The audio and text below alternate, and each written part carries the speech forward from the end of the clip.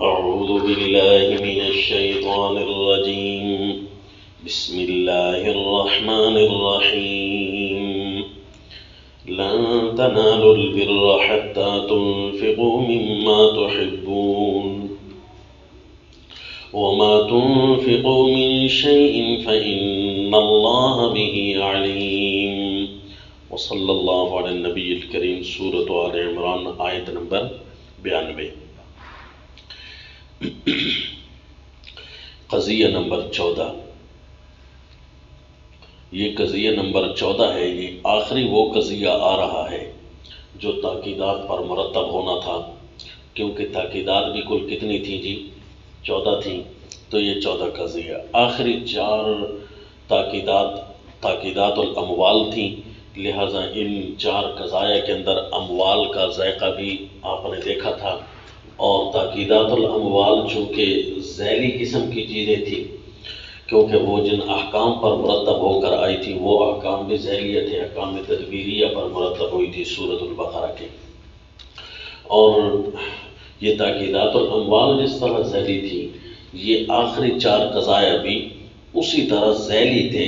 یعنی نمونہ کا ذکر جب ہوا تو وہاں سے ایک بحث چل نکلی تھی، خاص التفات یہود و نصارہ کی طرف ہو گیا تھا. اور نمونے 5 بیان ہوئے تھے نا، تو وہاں سے چونکہ ذیلی طور پر یہ آئے تو بڑا خوبصورت ترتب آ رہا ہے.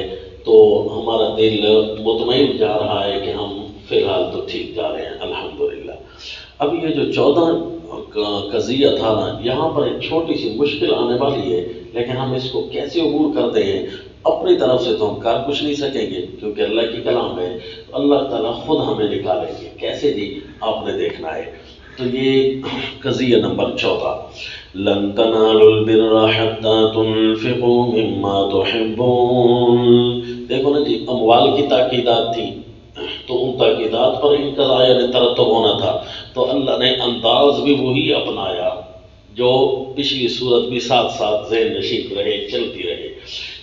لن تنالوا البر حتى تنفقوا مما تحبون. ہرگز تم نیکی کو نہیں پہنچ سکتے، نہیں نیکی حاصل کر سکتے، حتیٰ تنفقوا، حتیٰ کہ وہ چیز خرچ کرو، ان چیزوں میں سے خرچ کر ڈالو، وہ ساری نا ان چیزوں میں سے خرچ کر ڈالو جو تمہیں محبوب چیزیں ہیں. وما تنفقوا من شيء، اور تم جو چیز بھی خرچ کرتے ہو اللہ کو تو پتہ ہے. فإن اللہ بہ علیم، اللہ کو وہ معلوم ہے کہ کیا چیز خرچ کر رہی ہے. روپیہ پیسہ خرچ کر رہے ہیں، علم خرچ کر رہے ہیں، کیا خرچ کر رہے ہیں. اب یہاں پر ربط کیسے لگے گا جی؟ پچھلے یہود و نصارہ کے 4 طائفے گزرے تھے، اور ان 4 طائفوں کے بعد ذکر محبوب الانبیاء صلی اللہ علیہ وسلم آیا تھا. پھر اس کے بعد جی کافی تفصیلی ایمانیات کا حصہ، ہدایات کا حصہ، عقوبات کا حصہ آیا تھا. اور عقوبات میں تینوں قسم کے کافر. ایمانیات اس لیے کہا تھا نا جی کہ وہ ذو اجزا تھی آیت. اسی طرح ہدایات اس لیے کہہ رہے ہیں کہ وہ بھی ذو اجزا تھی، اور اسی طرح عقوبات بھی ذو اجزا تھے. 3 قسم کے کافر وہاں آئے تھے. تو پھر تینوں قسم کے کافروں کے ساتھ کے بعد آیا لن تنالوا البر حتى تنفقوا. تو ایک تو آیات کے ساتھ ربط لگنا چاہیے، اور دوسرا مضمون کے ساتھ بھی تو ربط لگنا چاہیے نا، کیونکہ ربط میں ہم نے 2 چیزیں دیکھنی ہوتی ہیں. تو اب دیکھو جی، تینوں قسم کے کفار کو کہا گیا جو چیز تمہیں محبوب ہے نا وہ ہماری راہ میں خرچ کرنی پڑے گی، تو پھر تم نیکی تک پہنچ سکتے ہو. بھئی دنیا میں نیکی، تم کسی چیز کو نیکی کہتے ہو نا، کس چیز کو نیکی کہتے ہو؟ جو تم نیکی کہتے ہو نا، اس نیکی تک پہنچنے کے لیے ضروری ہے. اب ہندو مت ہیں، وہ بھی نیکی کی تلاش میں اپنے نظام میں ہیں. بدھ مت ہیں، وہ بھی نیکی کی تلاش میں اپنے نظام میں. یہود و نصارہ ہیں، ان کا بھی مطمع نظر تو یہی ہے نا کہ ہم نیکی کی تلاش میں ہوں اپنے نظام میں. تو فرمایا نیکی کس کو کہتے ہو تم؟ اچھائی. اس نیکی تک پہنچنے کے لیے ضروری ہے کہ محبوب چیز تمہیں خرچ کرنی ہوگی. اب بتاؤ نیکی کیا چیز ہے اور محبوب کیا چیز ہے تمہیں؟ تو سب سے بڑی ان کے ہاں نیکی یہ ہے کہ دنیا کی اچھائی ہم حاصل کر لیں. یہود و نصارہ اچھائی اپنے اللہ کو سمجھتے ہیں، مسلمان بھی تو اپنے اللہ کو سمجھتے ہیں. یہود و نصارہ اور مسلمانوں کے علاوہ یعنی آسمانی مذاہب کے جو قائل نہیں ہیں اس کے علاوہ جتنی بھی دنیا ہے نا وہ اچھائی سمجھتی ہے کہ ہم نے بھی بھگوان ڈھونڈنا ہے. اور جو ہے نا دہری قسم کے لامذہب لوگ جو آسمانی مذہب کے بھی قائل نہیں اور ان دیانات کے بھی قائل نہیں جو دین لوگوں نے بنا رکھے ہیں نا اپنی طرف سے غیر آسمانی دین، جی ہندو مت ہو گئے، بدھ مت ہو گئے، دیانات کے بھی قائل نہیں، آسمانی مذاہب کے بھی قائل نہیں، اور یہ بھی نیکی کی تلاش میں ہوتے ہیں. کیا کہتے ہیں اپنے آپ کو کہ ہم کچھ اچھا کرنا چاہتے ہیں. تو ان کو کہو کہ جو بھی تم اچھا کرنا چاہتے ہو، ہمارے ہاں تو مذاہب آسمانیہ اور مذاہب غیر آسمانی یہ سارے نیکی کس کو کہتے ہیں؟ اعلیٰ سفر اپنا اللہ ہمیں مل جائے، ہمیں مقصود کائنات مل جائے، جبکہ ان کا کوئی مقصود نہیں ہوتا. یہ کہتے ہیں کہ ہم جانوروں کی طرح آئے ہیں اور جانوروں کی طرح جانا ہے ہم نے. یہ جو دہریے ہوتے ہیں تو یہ کہتے ہیں کہ ہم کائنات کے اندر کوئی مثالی کام کر کے جائیں بس. تو انسانوں کو کہا گیا کہ پھر اب تمہاری یہ جو نیکی ہے، جس نیکی کا تم نے تصور کر رکھا ہے، دیکھو جی قرآن کا فلسفہ کتنا عجیب ہے. اس نیکی کو اب تم نے قربان حاصل کرنا ہے نا تو محبوب سے محبوب چیز قربان کرو. کیا ہے تمہارے پاس محبوب چیز؟ اب سب سے زیادہ محبوب چیز کیا ہوتی ہے جی؟ آسمانی مذاہب کے جتنے بھی قائل ہیں نا، مسلمان یا غیر مسلم، یہود و نصارہ، ان کے ہاں محبوب ترین چیز کیا ہوگی؟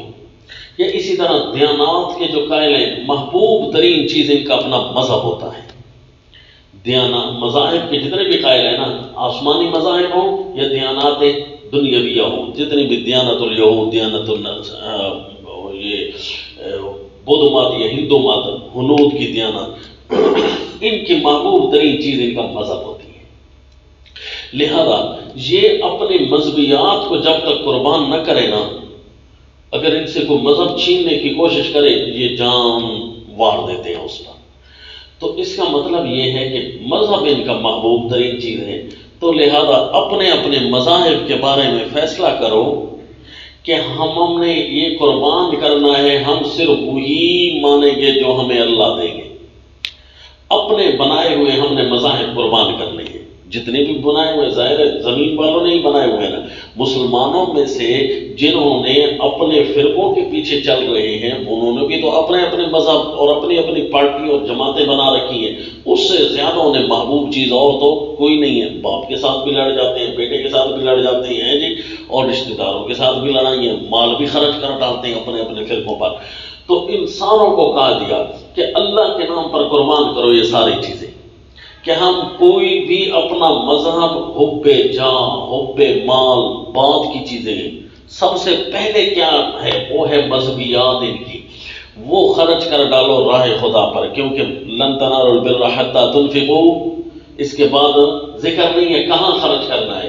تو جس کی باتیں چل رہی ہیں نا اسی، کیونکہ جی اللہ کو تو مانیں گے نہیں نا دہریے لوگ، پھر ان کے ساتھ بھی تو بات کرنی ہے. حتیٰ کہ تم نے خرچ کرا، ابھی تو ہم ان کے ساتھ بات کر رہے ہیں کہ اپنی مذہبیات اللہ کے نام پر خرچ کر ڈالو. کہو جو اللہ فرمائیں گے ہم وہی پائیں گے. تو دیکھا جی نیکی تک پہنچ سکتے ہیں کہ نہیں پہنچ سکتے؟ لن تنالوا البر حتی تنفقوا مما تحبون. یہ مال کی ہی بات تو نہیں ہو رہی، مال تو اس کے افراد میں سے ایک فرد ہے، کیونکہ آگے فرمایا ما تنفقوا من شیء، کچھ بھی تم خرچ کر ڈالو. اب آگے جی آخری قسم کے کفار رہتے تھے، دہریے قسم کے ملحد، وہ تو اللہ کی ذات کے قائل ہی نہیں ہے. تو ان کو کہا جائے کہ تمہارا یہ محبوب ترین چیز تمہارا نظریہ ہی ہے. ان کا بھی محبوب ترین چیز ان کا اپنا مذہب ہے، کیونکہ یہ کہتے ہیں کہ ہم لا مذہب ہیں، تو یہی ان کا مذہب ہے. تو تم اس بات کو چھوڑ دو، کیونکہ تمہارے پاس اس کا کوئی جواب نہیں. اس کو پہلے چھوڑو نا، اور چھوڑ کر ایک دفعہ یہ سوچو کہ کائنات ہم کسی خالق کے حوالے کرتے ہیں. پھر اس پر تھوڑا سوچنا شروع کر دو، خرچ کر ڈالو نا. پہلے اپنے جھوٹ کو تو چھوڑو، پہلے یہ مان لو، کیونکہ مانتے تو ہیں یہ کہ ایک انرجی تھی شروع کائنات میں، اس سے ہی سلسلہ آگے چلا ہے. اس لیے اللہ کو کسی نہ کسی رنگ میں مانتے ہیں.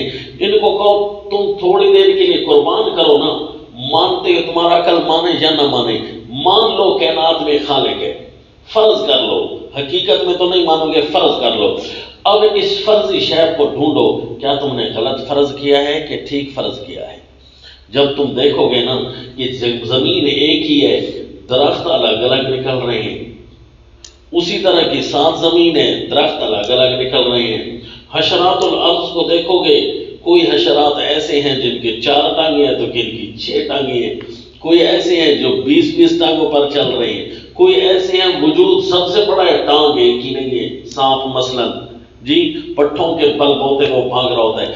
اسی طرح انسانوں کے کرشمے دیکھتے ہیں، انسان ہیں انہوں نے جناب ایجادات کر رکھی ہیں، جتنی بھی مخلوقات کو سوچتے جاؤ گے نا، یہ جو نظریہ تم نے اپنا قربان کر کے فرض کیا تھا نا اپنے اللہ کے بارے میں، وہ چیز تمہاری پکی ہونا شروع ہو جائے گی۔ حتیٰ کہ اپنے وجود کا جب مطالعہ کرو گے تو اپنا وجود تمہیں اپنے خالق تک لے جائے گا۔ دیکھا ساروں کے سارے جتنی بھی کائنات انسانیت ہیں، ان کے ذاتی نظریے، ان کے ذاتی مذاہب، ان کی ذاتی پارٹیاں ان کے ہاں محبوب ترین چیز ہوتی ہے۔ اب آیت حال ہو رہی ہے نا، تو اس لیے فرمایا لن تنالوا البر حتى تنفقوا، جتنی بھی ہم نیکیاں تمہیں بتا آئے ہیں وہ نیکی کیا ہوتی ہے، وہ نیکی یا ہم بتائیں یا تم فرض کرو گے۔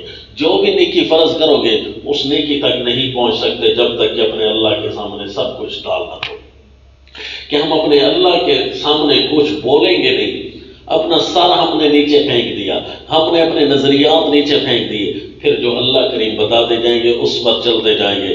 بس یہ جب تم خرچ کرو گے نا تو نیکی کا سفر تمہیں مل جائے گا، نیکی جس کی تلاش میں تم چلے تھے نا وہ سفر تمہیں مل جائے گا۔ یہ ہندو مت اور بدھ مت اسی لیے تو یہ بنے ہیں نا کہ نیکی کے سفر کی تلاش میں نکلے تھے۔ ان کا بڑا وہ کہنے لگا کہ میں دیکھوں تو ان کی تاریخ بتاتی ہے کہ میں دیکھوں تو صحیح کہ یہ سب کچھ جو فراڈ ہے کائنات میں تو سچائی کہاں ہے۔ بالآخر اس نے دنیا کو بھی چھوڑ دیا۔ ہندو مت اور بدھ مت دونوں جو ہے نا کپڑے پھینک دیتے ہیں اپنے۔ بدھ مت جو ہوتے ہیں وہ 2 سرخ چادریں پہن لیتے ہیں، اور ہندو مت جو ہوتے ہیں یہ کچھ بھی نہیں پہنتے سوائے ایک شرمگاہ ڈھانپنے کے لیے چھوٹا سا کپڑا لٹکا دیتے ہیں ان کے جو بڑے گرو ہوتے ہیں۔ تو یہ کہتے ہیں کائنات کی کوئی چیز بھی ایسی نہیں ہے جس کے بارے میں ہم یہ فیصلہ کر لیں کہ اس میں اچھائی ہے، کچھ بھی اچھائی نہیں ہے ان کے پاس، یہ سارے دھوکے، کیوں جو سب چیز ایکسپائر ہونے والی ہے، کوئی تو ایسی چیز ہونا جو فانی نہ ہو۔ تو یہ بالآخر سمجھتے ہیں کہ ایک نیکی کا سفر ہے جو فانی نہیں ہونے والا، لوگوں کو اچھائیاں بتاتے جاؤ، بس یہ فانی نہیں ہوتی، بندہ مر بھی جاتا ہے نا تو اس کے تذکرے جاری رہتے ہیں۔ بس اس لیے جناب وہ بھی پہاڑوں میں نکل کھڑے ہوئے، یہ بھی پہاڑوں میں نکل کھڑے ہوئے۔ اس لیے بعد والوں نے اگرچہ اس کے اندر رکھنے بھی بورڈ ڈالے، نام کے کپڑے اتار دیتے ہیں، حقیقت میں ان کے بینک بیلنس بھرے ہوئے ہوتے ہیں، ان کے جو بڑے ہوتے ہیں۔ تو بدھ مت ہوں یا ہندو مت ہوں یہ بھی خیر کے سفر کے لیے نکلے تھے۔ تو فرمایا کہ نیکی تک پہنچ جاؤ گے۔ یہ تقریر اب سمجھ آ گئی نا آیت کی، اس کا سہارا ہم نے کہیں سے نہیں لیا، قرآن کی آیت کو قرآن کی آیت سے حل کر رہے ہیں جی۔ ما تنفقوا من شیء، پھر اس نیکی کے سفر میں کچھ بھی قربان کرنا پڑے گا تمہیں۔ جب مذبیات بندہ قربان کرتا ہے نا بہت سارے پیسے سے ہاتھ دھو بیٹھتا ہے، بہت ساری جہاں سے حب مال حب جاں، راستے میں بڑی رکاوٹیں آئیں گی۔ اگر میں ان کو چھوڑوں تو میرا تو بڑا وقت بانے سے ان کے ساتھ، ان کو چھوڑوں تو میرے تو یہاں بڑا مرتبہ ہے اور بڑی کرسی ہے اور بڑے میری ذمہ داری ہیں۔ فرمایا اس نیکی کے سفر میں تم جو بھی قربان کرو گے نا اللہ کو تو پتا ہے، اللہ تمہیں بدلہ دے گا۔ ما تنفقوا من شیء فإن اللہ بہ علیم، جو چیز تمہیں محبوب ہے راہ خدا میں خرچ کرنی ہوگی تمہیں نیکی کا سفر پانے کے لیے، لہذا یہ میں اللہ کا قضیہ ہے۔ اور اس آخری قضیے میں آپ کو پتہ ہے نا تاکید کیا تھی، الذین ينفقون اموالهم باللیل والنہار سرا وعلانیہ فلہم اجرهم عند ربہم ولا خوف علیہم ولا هم يحزنون، کہ اعلانیہ بھی خرچ کرتے ہیں تاکہ تہمت کا ڈر نہ لگے، اور سرن بھی خرچ کرتے ہیں تاکہ ریاکاری کا ڈر، ریاکاری کے ڈر کی وجہ سے۔ تو دونوں مقصود کیا ہیں، ہمیں اپنے اللہ مل جائیں، دونوں کا مقصود تو یہی ہے، اعلانیہ خرچ ہو اسی پر ترتب ہوا قضیہ کہ اصل مقصود اور اصل نیکی کا سفر یہ ہے کہ ہمیں اپنا رب مل جائے، آپ ایک کہانی سنا کرتے ہیں نا، یہ کہانی بھی چھوٹی سی سنا دوں تاکہ آیت کے مصداقات مزید آپ کے ذہن میں داخل ہو جائے، پھر کل الطعام والی بات بتاتا ہوں کہ دیکھو جی، مشہور ہے نا کہ امام حضرت رومی رحمہ اللہ کہانی آپس میں بنایا کرتے تھے. آپ کہانی بنا کر لوگوں کو ایک مقصود سمجھانے کے لیے نا، ان کو سسپینس میں مبتلا کرنے کے لیے، جستجو میں مبتلا کرنے کے لیے نا، اس بات کو کہانی کے رنگ میں بیان فرماتے تھے. مثلا انہوں نے سمجھانا تھا نا کہ اصل نیکی کا سفر کیا ہے، اللہ ہمیں مل جائے. تو اس پر انہوں نے ایک کہانی بنائی کہ پرانے زمانے میں جی ایک بادشاہ ہوتا تھا، تو رات کے وقت بھینس بدل کر باہر نکلا کہ میں چوروں کی تلاش کروں. تو وہاں گیا تو چوروں کا ایک ٹولہ بیٹھا ہوا تھا، تو آپس میں باتیں کر رہے تھے. تو بادشاہ بھی پہنچا کہ میں جی تمہارے ساتھ چوری کی گینگ میں داخل ہونا چاہتا ہوں، مجھے بھی اپنے ساتھ ملا دو. انہوں نے کہا نا جی نا، ہمارے اندر تو بڑے بڑے یہاں کمالات والے لوگ موجود ہیں، تمہارے اندر اگر کوئی کمال ہے تو ہمارے گینگ کا حصہ بن سکتے ہو، ورنہ تو نہیں. اچھا بھائی تم بتاؤ کون کون سے کمال ہیں؟ ایک نے کہا جی میرے اندر کمال یہ ہے کہ رات کے جہاں بھی چوری کرنے جاتا ہوں نا، جہاں بھی خزانہ مدفون ہونا، جتنی سخت زمین ہو میں اسے قرید لیتا ہوں، نکال لیتا ہوں، مجھے کسی اوزار کی ضرورت نہیں پڑتی. کمال تو بڑی ہے کہ خالی ہاتھ جاتا ہے اور بھر کر لے آتا ہے. دوسرے نے کہا جی میرے اندر کمال یہ ہے کہ میں جو ہے نا جتنی اونچی اور بلند عمارت ہو وہاں چڑھ جاتا ہوں، پہنچ جاتا ہوں بغیر کسی سہارے کے. اور تیسرے نے کہا جی میرے اندر کمال یہ ہے، رات کے اندھیرے میں اگر کسی کو دیکھ لوں نا، بس پھر سالوں بعد مجھے ملے نا، میں اس کو پہچان لیتا ہوں.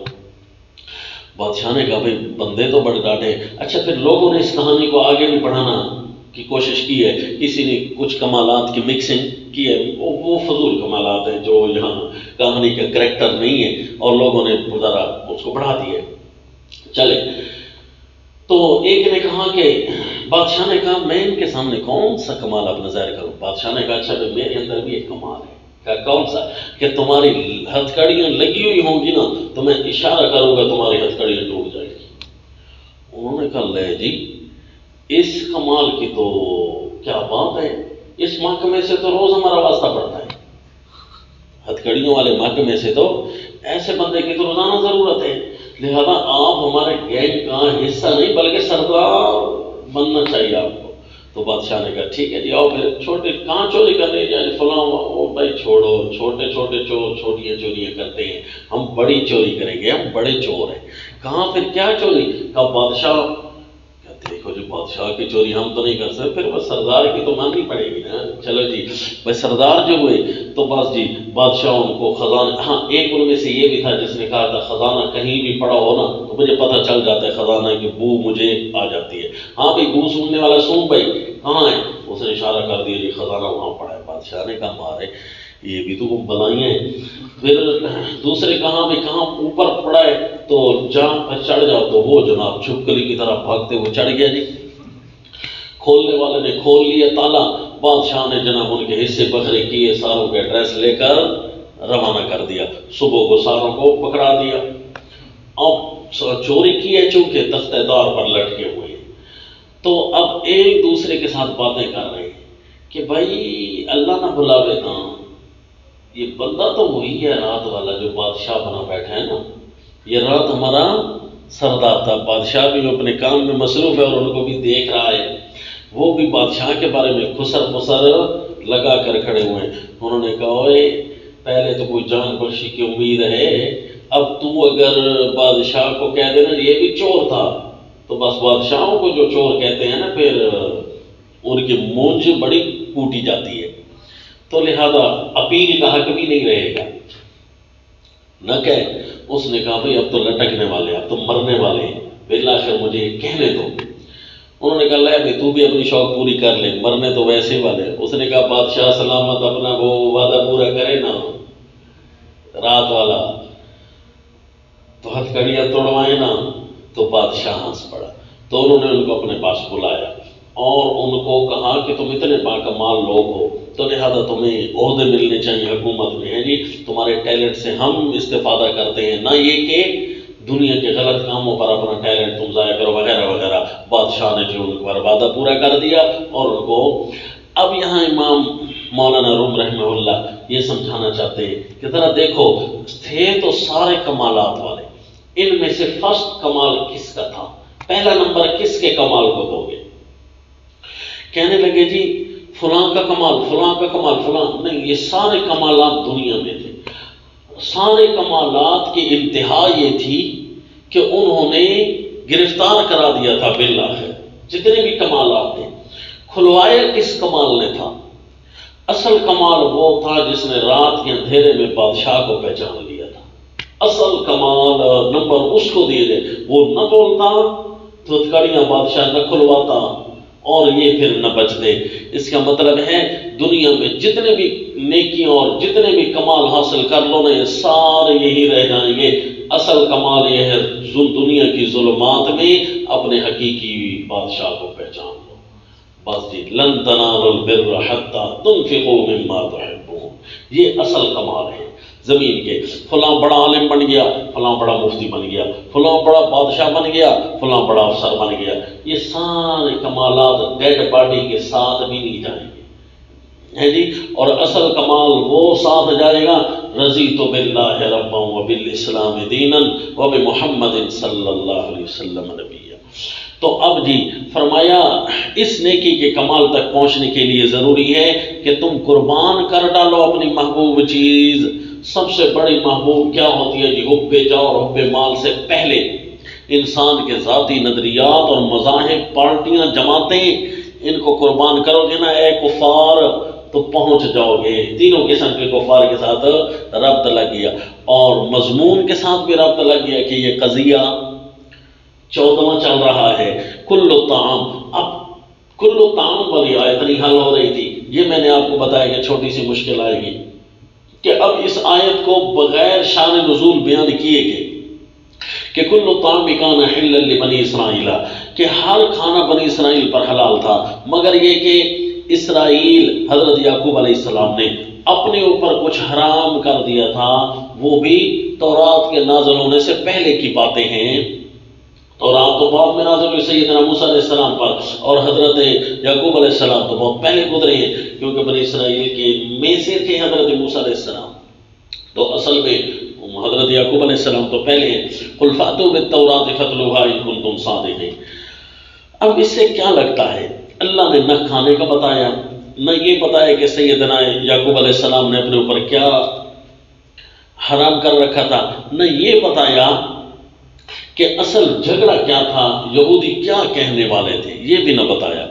اچھا جی، اب جب ہم نے القرآن یفسر بعضہ بعضا، اب ہم نے اس کو اپنی اس تاکید پر لے جائیں اس آیت کو، تو وہ تاکید رابع تھی نا جی، تاکید رابع پر یہ قضیہ مرتب تھا نا، تو تاکید رابع کے اندر آپ نے کیا پڑھا ہے؟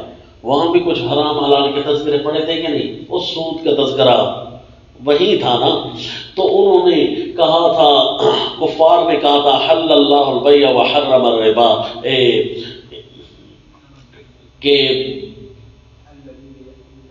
وہ کیا کہتے ہیں کہ انما البیع مثل الربا، کہ بیع جو ہے یہ بھی تو سود کی طرح ہے، لہذا یہ کیوں خامخواہ تم حرام کرتے ہو؟ یعنی حلال اور حرام انہوں نے اپنے بنا رکھے تھے۔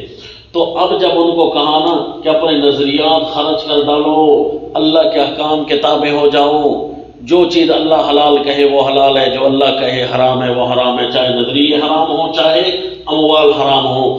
تو پھر ان کنتم صادقین کے لفظ سے لگتا ہے کہ پھر انہوں نے کچھ چیلنج دیا، کہ پھر کچھ چیزیں ایسی تھیں جو کھانے ہم نے اپنے اوپر جو حرام کر رکھے تھے، پھر وہ بھی قربان کرنے پڑیں گے نا، کہ بھائی نہیں جی یہ کھانے حرام نہیں ہے، اسلام نے اگر ان کو حلال کیا ہے تو پھر اسلام کے مطابق چلنا پڑے گا، یہ نظریہ بھی قربان کرنا پڑے گا نا۔ تو ہم نے کہا ہاں جی یہ نظریہ بھی قربان کرنا پڑے گا، تب نیکی تک پہنچو گے۔ وہ کہنے لگے یہ نظریہ ہم کیسے قربان کریں، کہ یہ تو حضرت یعقوب علیہ السلام کا اپنا ذاتی نظریہ تھا۔ یہ ان کے اندر کہانی مشہور تھی، مثلا فلاں چیز جو حرام ہے یہ حضرت یعقوب علیہ السلام ان کے اوپر حرام باقی تھی، اسلام اس کو حلال کرتا ہے۔ مختلف کھانے، اللہ عالم جی کیا تھا۔ اسرائیلی روایتوں میں بعض میں آتا ہے کہ اونٹ کا تذکرہ تھا، لیکن اللہ نے چونکہ نہیں بتایا تو ہم ضروری نہیں ہے بھئی حضرت یعقوب علیہ السلام نے اپنے اوپر اونٹ فرض کر حرام کر رکھا تھا، یہ مثال کے طور پر ہم اسرائیلی روایت کو ساتھ ملا رہے ہیں۔ تو اب اگر بالفرض وہ نظریہ بھی قربان کریں تو پھر اسلام میں تو اس کے برعکس موجود ہے جو سیدنا یعقوب علیہ السلام و تسلیم کم نظریہ تھا، اسلام تو اس کے الٹ پیش کرتا ہے۔ ان کے پاس چیز حرام تھی، اسلام میں حلال ہے۔ یہ کیوں؟ اگر اسلام میں حلال ہے اور وہاں حرام تھی تو اس کا مطلب یہ ہے حضرت یعقوب علیہ السلام تو پوتے ہیں حضرت ابراہیم علیہ السلام کے، اصل ملت ابراہیم پر تو پھر وہ تھے حضرت یعقوب علیہ السلام، نہ کہ تم ہو۔ اس کا مطلب ہے ملت ابراہیم تمہاری بھی نہیں ہے۔ ہمیں کہتے ہو کہ قربان کر ڈالو اور ملت ابراہیم کے تابع ہو جاؤ، تو ملت ابراہیم کے تابع ہونا ہے تو پھر تمہیں اپنے مسئلے سیدھے کرنے ہوں گے، تمہارے مسئلے تو اور ہیں، ملت ابراہیم کے ساتھ میچ تو نہیں کرتے، کیونکہ ملت ابراہیم پر تو حضرت اسرائیل علیہ السلام تھے۔ حضرت اسرائیل اپنے اوپر کچھ چیزیں حرام کر رکھی تھی، جبکہ تمہاری ملت کے اندر تو وہ چیزیں حلال ہیں، تو اس کا ساتھ جواب چل رہا ہے ہاں تمہیں یہ قربان کرنا ہوگا۔ یہ تم نے جھوٹا نظریہ حضرت اسرائیل کے ذمے لگا رکھا ہے کہ فلاں چیز ان پر حرام تھی۔ کل الطعام کان حلا لبنی اسرائیل، تو یہ بھی اعلان ہے جی 14ویں اس قضیے کا، کیونکہ کل فاتو بالتورات آ رہا ہے، تو یہ آخری اعلان چل رہا ہے۔ اس اعلان کا نام ہم رکھتے ہیں اعلان برہان، کیونکہ قرآن نے برہان مانگ لیا نا۔ کل الطعام کان حلا لبنی اسرائیل الا ما حرم اسرائیل علی نفسہ من قبل ان تنزل التوراۃ، کیونکہ ہر کسی کے بعد ایک اعلان آیا تھا، یہاں اعلان ہے اے یہودیوں ہر کھانے کی چیز، کل الطعام اعلان برہان، ہر کھانے کی چیز، کھانے کی ساری چیزیں کان حلا یہ حلال تھی لبنی اسرائیل اولاد اسرائیل پر، کیونکہ سلسلہ سارا نبوت کا اولاد اسرائیل میں بھی چل رہا ہے نا، زیادہ تر تو اور اسی کے اندر چل رہا ہے، اور زمین پر زیادہ یہ پھیلے ہوئے ہیں۔ لبنی اسرائیل الا ما حرم اسرائیل علی نفسہ، مگر وہ چیز جو حرام کر لی تھی سیدنا یعقوب علیہ السلام نے علی نفسہ اپنے اوپر، کوئی چیزیں حضرت نے صرف اپنے اوپر حرام کر رکھی تھی، وہ بھی بنی اسرائیل کے لیے حلال تھی، ان کے اولاد کے لیے حلال تھی، انہوں نے اپنے اوپر حرام کر رکھی تھی۔ کس وجہ سے؟ شرعاً یا طبعاً؟ شرعاً حرام کر رکھی تھی یا طبعاً؟ تو ظاہر ہے شرعاً ہو یا طبعاً ہو، قرآن پاک تو کہتا ہے نا کہ وہ ساری چیزیں اولاد اسرائیل کے لیے حلال تھی۔ انہوں نے اگر اپنے لیے حرام کر رکھی تھی نا، میں اس پر بات بعد میں کرتا ہوں، پہلے آیت سمجھے کہ جو چیز ان پر حرام تھی نا اولاد پر تو حلال تھی، تو اس کا مطلب یہ ہے اصل ملت تو وہ تھی جو لوگوں کو وہ پڑھاتے تھے، اصل ملت ابراہیم تو یہ ہے۔ حضرت یعقوب علیہ السلام اپنی اولاد کے لیے جو چیز حلال کرتے تھے آج بھی وہی چیزیں حلال ہیں۔ تم نے خامخواہ اپنے اوپر مخصوص چیزیں حرام کر رکھی ہیں، اگر بات ایسی نہیں ہے تو فاتو بالتوراۃ، اور وہ باتیں بھی من قبل ان تنزل التوراۃ، تورات سے پہلے کیے۔ اگر تمہارے اوپر کوئی چیز حرام ہونی ہے تو اس کا ذکر تو تورات میں ہونا چاہیے۔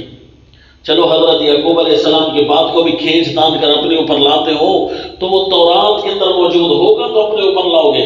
فاتو بالتوراۃ فتلوہا ان کنتم صادقین، ملت ابراہیمیہ کی جانچ کرنی ہے تو لاؤ تورات، پڑھو اس کے اندر کہ حضرت اسرائیل پر کوئی چیز اگر حرام تھی تو وہ تمہارے اوپر بھی حرام ہے، تو پھر تو ملت ابراہیمیہ کا وہ حصہ ہوگی۔ اگر تمہارے اوپر حرام نہیں تھی تو پھر ملت ابراہیمیہ کا نام کیوں لیتے ہو؟ تو اس کا مطلب ہے ملت ابراہیم اور ہمارے اوپر کوئی دراڑ نہیں ہے، کوئی فرق نہیں ہے، سارے ایک چیز ہے۔ ملت ابراہیم پوری میں جو کھانے حلال تھے اسلام میں وہ سارے کے سارے حلال ہیں، تم ملت ابراہیم سے خارج ہو، لہذا تمہیں اپنا یہ نظریہ قربان کرنا پڑے گا۔ اب ہم اس بات کی طرف آتے ہیں کہ حضرت اسرائیل نے اپنے اوپر کیا چیز حرام کی تھی، شرعاً یا طبعاً حرام کی تھی۔ دیکھیں جی، اللہ کے پیغمبر کوئی بھی کام کرتے ہیں تو وہ شریعت کے تابع، شریعت کام کرتے ہیں تو شریعت کے تابع ہوتا ہے۔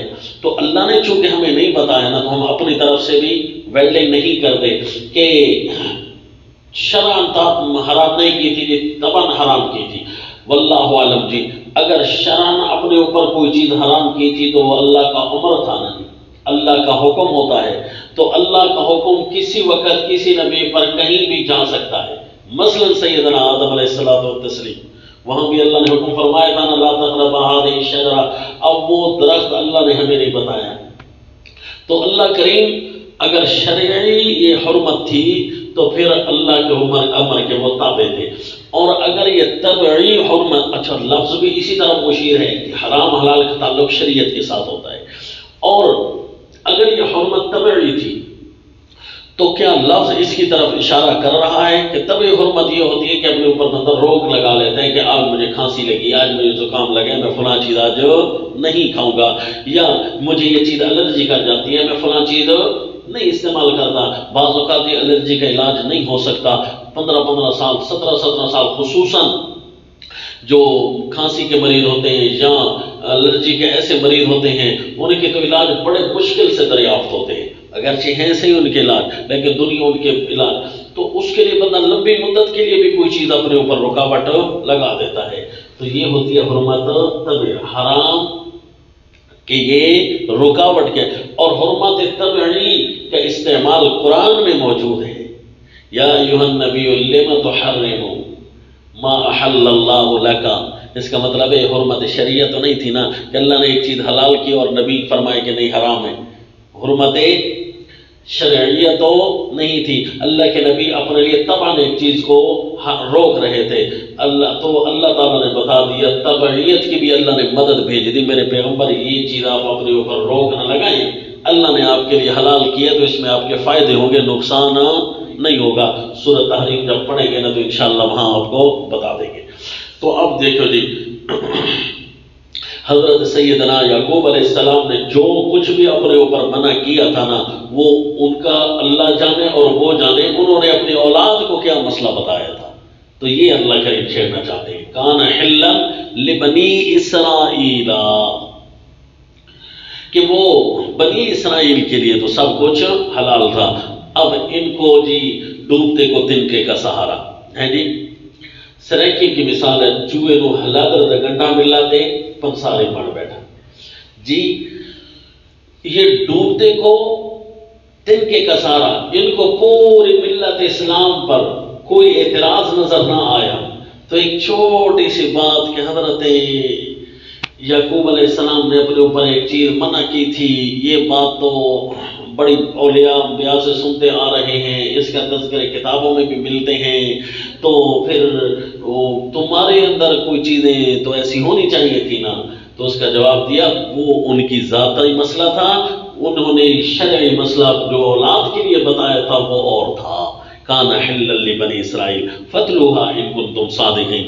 اب ذرا دیکھو جی، یہ آیت حل کرتے ہوئے بعض اوقات صرف اور صرف سہارا لیا جاتا ہے شان نزول کا، اور شان نزول کے لیے اولا مسلک جو بتا گیا ہوں وہ میں نے پہلے بھی بتایا تھا کہ قرآن شان نزول کے تابع نہیں ہوگا، شان نزول قرآن کے تابع ہے، شان نزول کے آنے سے فہم مزید کھل جاتی ہے، فائدہ مزید حاصل ہو جاتا ہے، آیت کے مزید کنارے مل جاتے ہیں، لیکن یہ ہے کہ بغیر شان نزول کے آیت تو حل ہو سکتی ہے نا، جس طرح یہ آیت ہم نے حل کر دی، وہ واقعی نہ پڑا کہ کیا حرام کیا تھا جی کیا نہیں کیا تھا۔ اور جی فَمَنِ افْتَرَىٰ عَلَى اللَّهِ الْكَذِبَ مِن بَعْدِ ذَلِكَ، اعلان برہان میں کہ اللہ پر جو جھوٹ بولتا ہے، ایک چیز سیدنا یعقوب علیہ السلام کا ذاتی مسئلہ تھا اور اس کو پوری ملت کا مسئلہ بنا ڈالنا، جبکہ سیدنا یعقوب علیہ السلام نے وہ ملت کا مسئلہ بیان فرمایا نہیں تھا، بلکہ آپ نے تو اپنے اولاد کے لیے کچھ اور بیان فرمایا تھا۔ یہ اگر تم حضرت کے ذمہ لگا کر اللہ پر جھوٹ باندھو گے نا، تو اس سے بڑا ظالم کون ہے جو اللہ پر جھوٹ باندھتا ہے، فَأُولَٰئِكَ هُمُ الظَّالِمُونَ، پس وہ بڑے بے انصاف ہیں۔ اس کے بعد بھی وہ اللہ پر جھوٹ باندھے، یعنی تورات کے اندر ایسی بات کلیئر ہو بھی جائے، ایسا کچھ نہیں لکھا ہوا، پھر بھی اللہ پر جھوٹ باندھے اور اس نظریے کو قربان نہ کرے اور پکا رہے، آیت حل ہو رہی ہے، اس نظریے کو اب بھی قربان نہ کرے اور پکا رہے، فَأُولَٰئِكَ هُمُ الظَّالِمُونَ، ایسے لوگ تو یقیناً ظالم ہیں، جس طرح سود خورے اپنے لیے حلال و حرام بنا رہے ہوتے ہیں، ظالم ہوتے ہیں، اسی طرح یہ بھی یہود و نصارہ اپنے لیے حلال و حرام بنا رہے ہیں، یہ بڑے ظالم ہیں۔ اور اس تاکید کا جہاں اختتام ہوا تھا نا، وہاں بھی لفظ تھا وَاتَّقُوا يَوْمًا تُرْجَعُونَ فِيهِ إِلَى اللَّهِ ثُمَّ تُوَفَّى كُلُّ نَفْسٍ مَّا كَسَبَتْ وَهُمْ لَا يُظْلَمُونَ۔ اور اسی طرح ظلم کے لفظ اور بھی تھے اس تاکید کے اندر، وَإِن تُبْتُمْ فَلَكُمْ رُءُوسُ أَمْوَالِكُمْ لَا تَظْلِمُونَ وَلَا تُظْلَمُونَ۔ دیکھا جی، کیونکہ سراسر یہ سود و ظلم ہی کا نام ہوتا ہے۔ اسی طرح یہ یہود و نصارہ بھی اپنی طرف سے حلال و حرام کے نظریات بنا کر دین اسلام کی خاطر قربان نہیں کرتے نا، تو یہ ظالم ہیں۔ اور جی تاکید کا سلسلہ ختم ہونے والا ہے۔ تاکید 14 تاکیدیں ختم ہو رہی تھی، 14 قضایا بھی اپنے اختتام کو پہنچنے والے ہیں۔ قل صدق اللہ فاتبعوا ملت ابراہیم حنیفا۔ قل فرما دیجئے میرے پیغمبر، صدق اللہ، سچ بولا ہے اللہ نے۔ اعلان برہان تھا نا، تو برہان ان کے پاس نہیں تھی، برہان ہمارے پاس ہے، اس لیے دوبارہ قول کا لفظ آیا۔ صدق اللہ، سچ باتیں ہیں ساری اللہ کی، جو تورات میں لکھا ہے وہی اللہ کی طرف سے ہے، جو قرآن میں لکھا ہے وہی اللہ کی طرف سے ہے، جو تم نے اپنے ہاتھ سے نظریات بنائے ہیں، اپنے ہاتھ سے کتابیں بنائی ہیں، وہ سارا تمہارا جھوٹ ہے۔ فاتبعوا ملت ابراہیم حنیفا، سو تابع ہو جاؤ دین ابراہیم کے۔ سیدنا ابراہیم علیہ السلام نے سب کچھ قربان کر ڈالا تھا، ہے جی، تو ان کی ملت کا تابعدار بننا ہے، تو دین حنیف کے مقابلے میں، دین اسلام کے مقابلے میں سب کچھ قربان کرنا ہوگا۔ حنیفاً، حضرت ابراہیم علیہ السلام سب کچھ چھوڑنے والے تھے، ایک اللہ سے جوڑنے والے تھے۔ حنیفاً یکسو ما کان من المشرکین، وہ نہ تھے اللہ کا پارٹنر بنانے والے، اللہ کا شریک بنانے والے، اللہ کا ساجہ بنانے والے، اللہ کا بھائیوال بنانے والے، وہ ایک اللہ کے تھے نا۔ ما کان من المشرکین، وہ نہ تھے شرک کرنے والے۔ دیکھ لیا جی، یہ اعلان ختم ہوا، اور جب وہ تاکیدات کا سلسلہ ختم ہو رہا تھا نا، وہاں بھی اسی قسم کی آیت تھی وَاتَّقُوا يَوْمًا تُرْجَعُونَ فِيهِ إِلَى اللَّهِ ثُمَّ تُوَفَّى كُلُّ نَفْسٍ مَّا كَسَبَتْ وَهُمْ لَا يُظْلَمُونَ۔ اے دنیا والوں، اپنے ایک دن کو سامنے رکھ کر باتیں کیا کرو، کام کیا کرو، اموال احکام پر عمل کیا کرو۔ ترجعون فیہ الی اللہ، جس دن تم ساروں نے اپنے اللہ کی طرف لوٹ کر جانا ہے، کیونکہ اختتام کی دعوت تھی نا، تو اختتام پر آخری تاکید قل صدق اللہ، یہ بھی اختتام ہو رہا تھا جی ان قضایا کا۔ تو ان قضایا کا اختتام، 14 قضیوں کا اختتام ہوا جی۔ اب ان اول بیت وضع للناس، یہ 14 قضیے کون سے تھے؟ یہ تھی جناب ہدایات القرآن، یہ قرآن کی رہنمائیاں تھیں۔ اور کس انداز کی رہنمائی تھی جی؟ حالانکہ رہنمائی سورۃ البقرہ میں پوری ہو چکی ہے، اور یہ وہ رہنمائی تھی جو تاکیدات کے بعد اللہ کے فیصلے بن کر سامنے آئے تھے کہ یہ قضایات اللہ ہے، یہ قضائے اللہ، اللہ تعالیٰ کے قضیے ہیں، فیصلے ہیں، ان فیصلوں سے ذرا بھی تم ہٹ نہیں سکتے۔ اب خطابات قضیے کچھ اللہ کے اور بھی شروع ہونے والے ہیں، تو سارے قضیے نا قضائے الہیہ پوری صورت کو عنوان ہے، لیکن اب انداز بدلنے لگا ہے جی۔ خطابات الفرقان ہم نے کہا تھا نا، کیونکہ شروع میں قرآن اور فرقان دونوں باتیں آئی تھی نا، تو اس لیے خطابات کے سیغے اب آئیں گے۔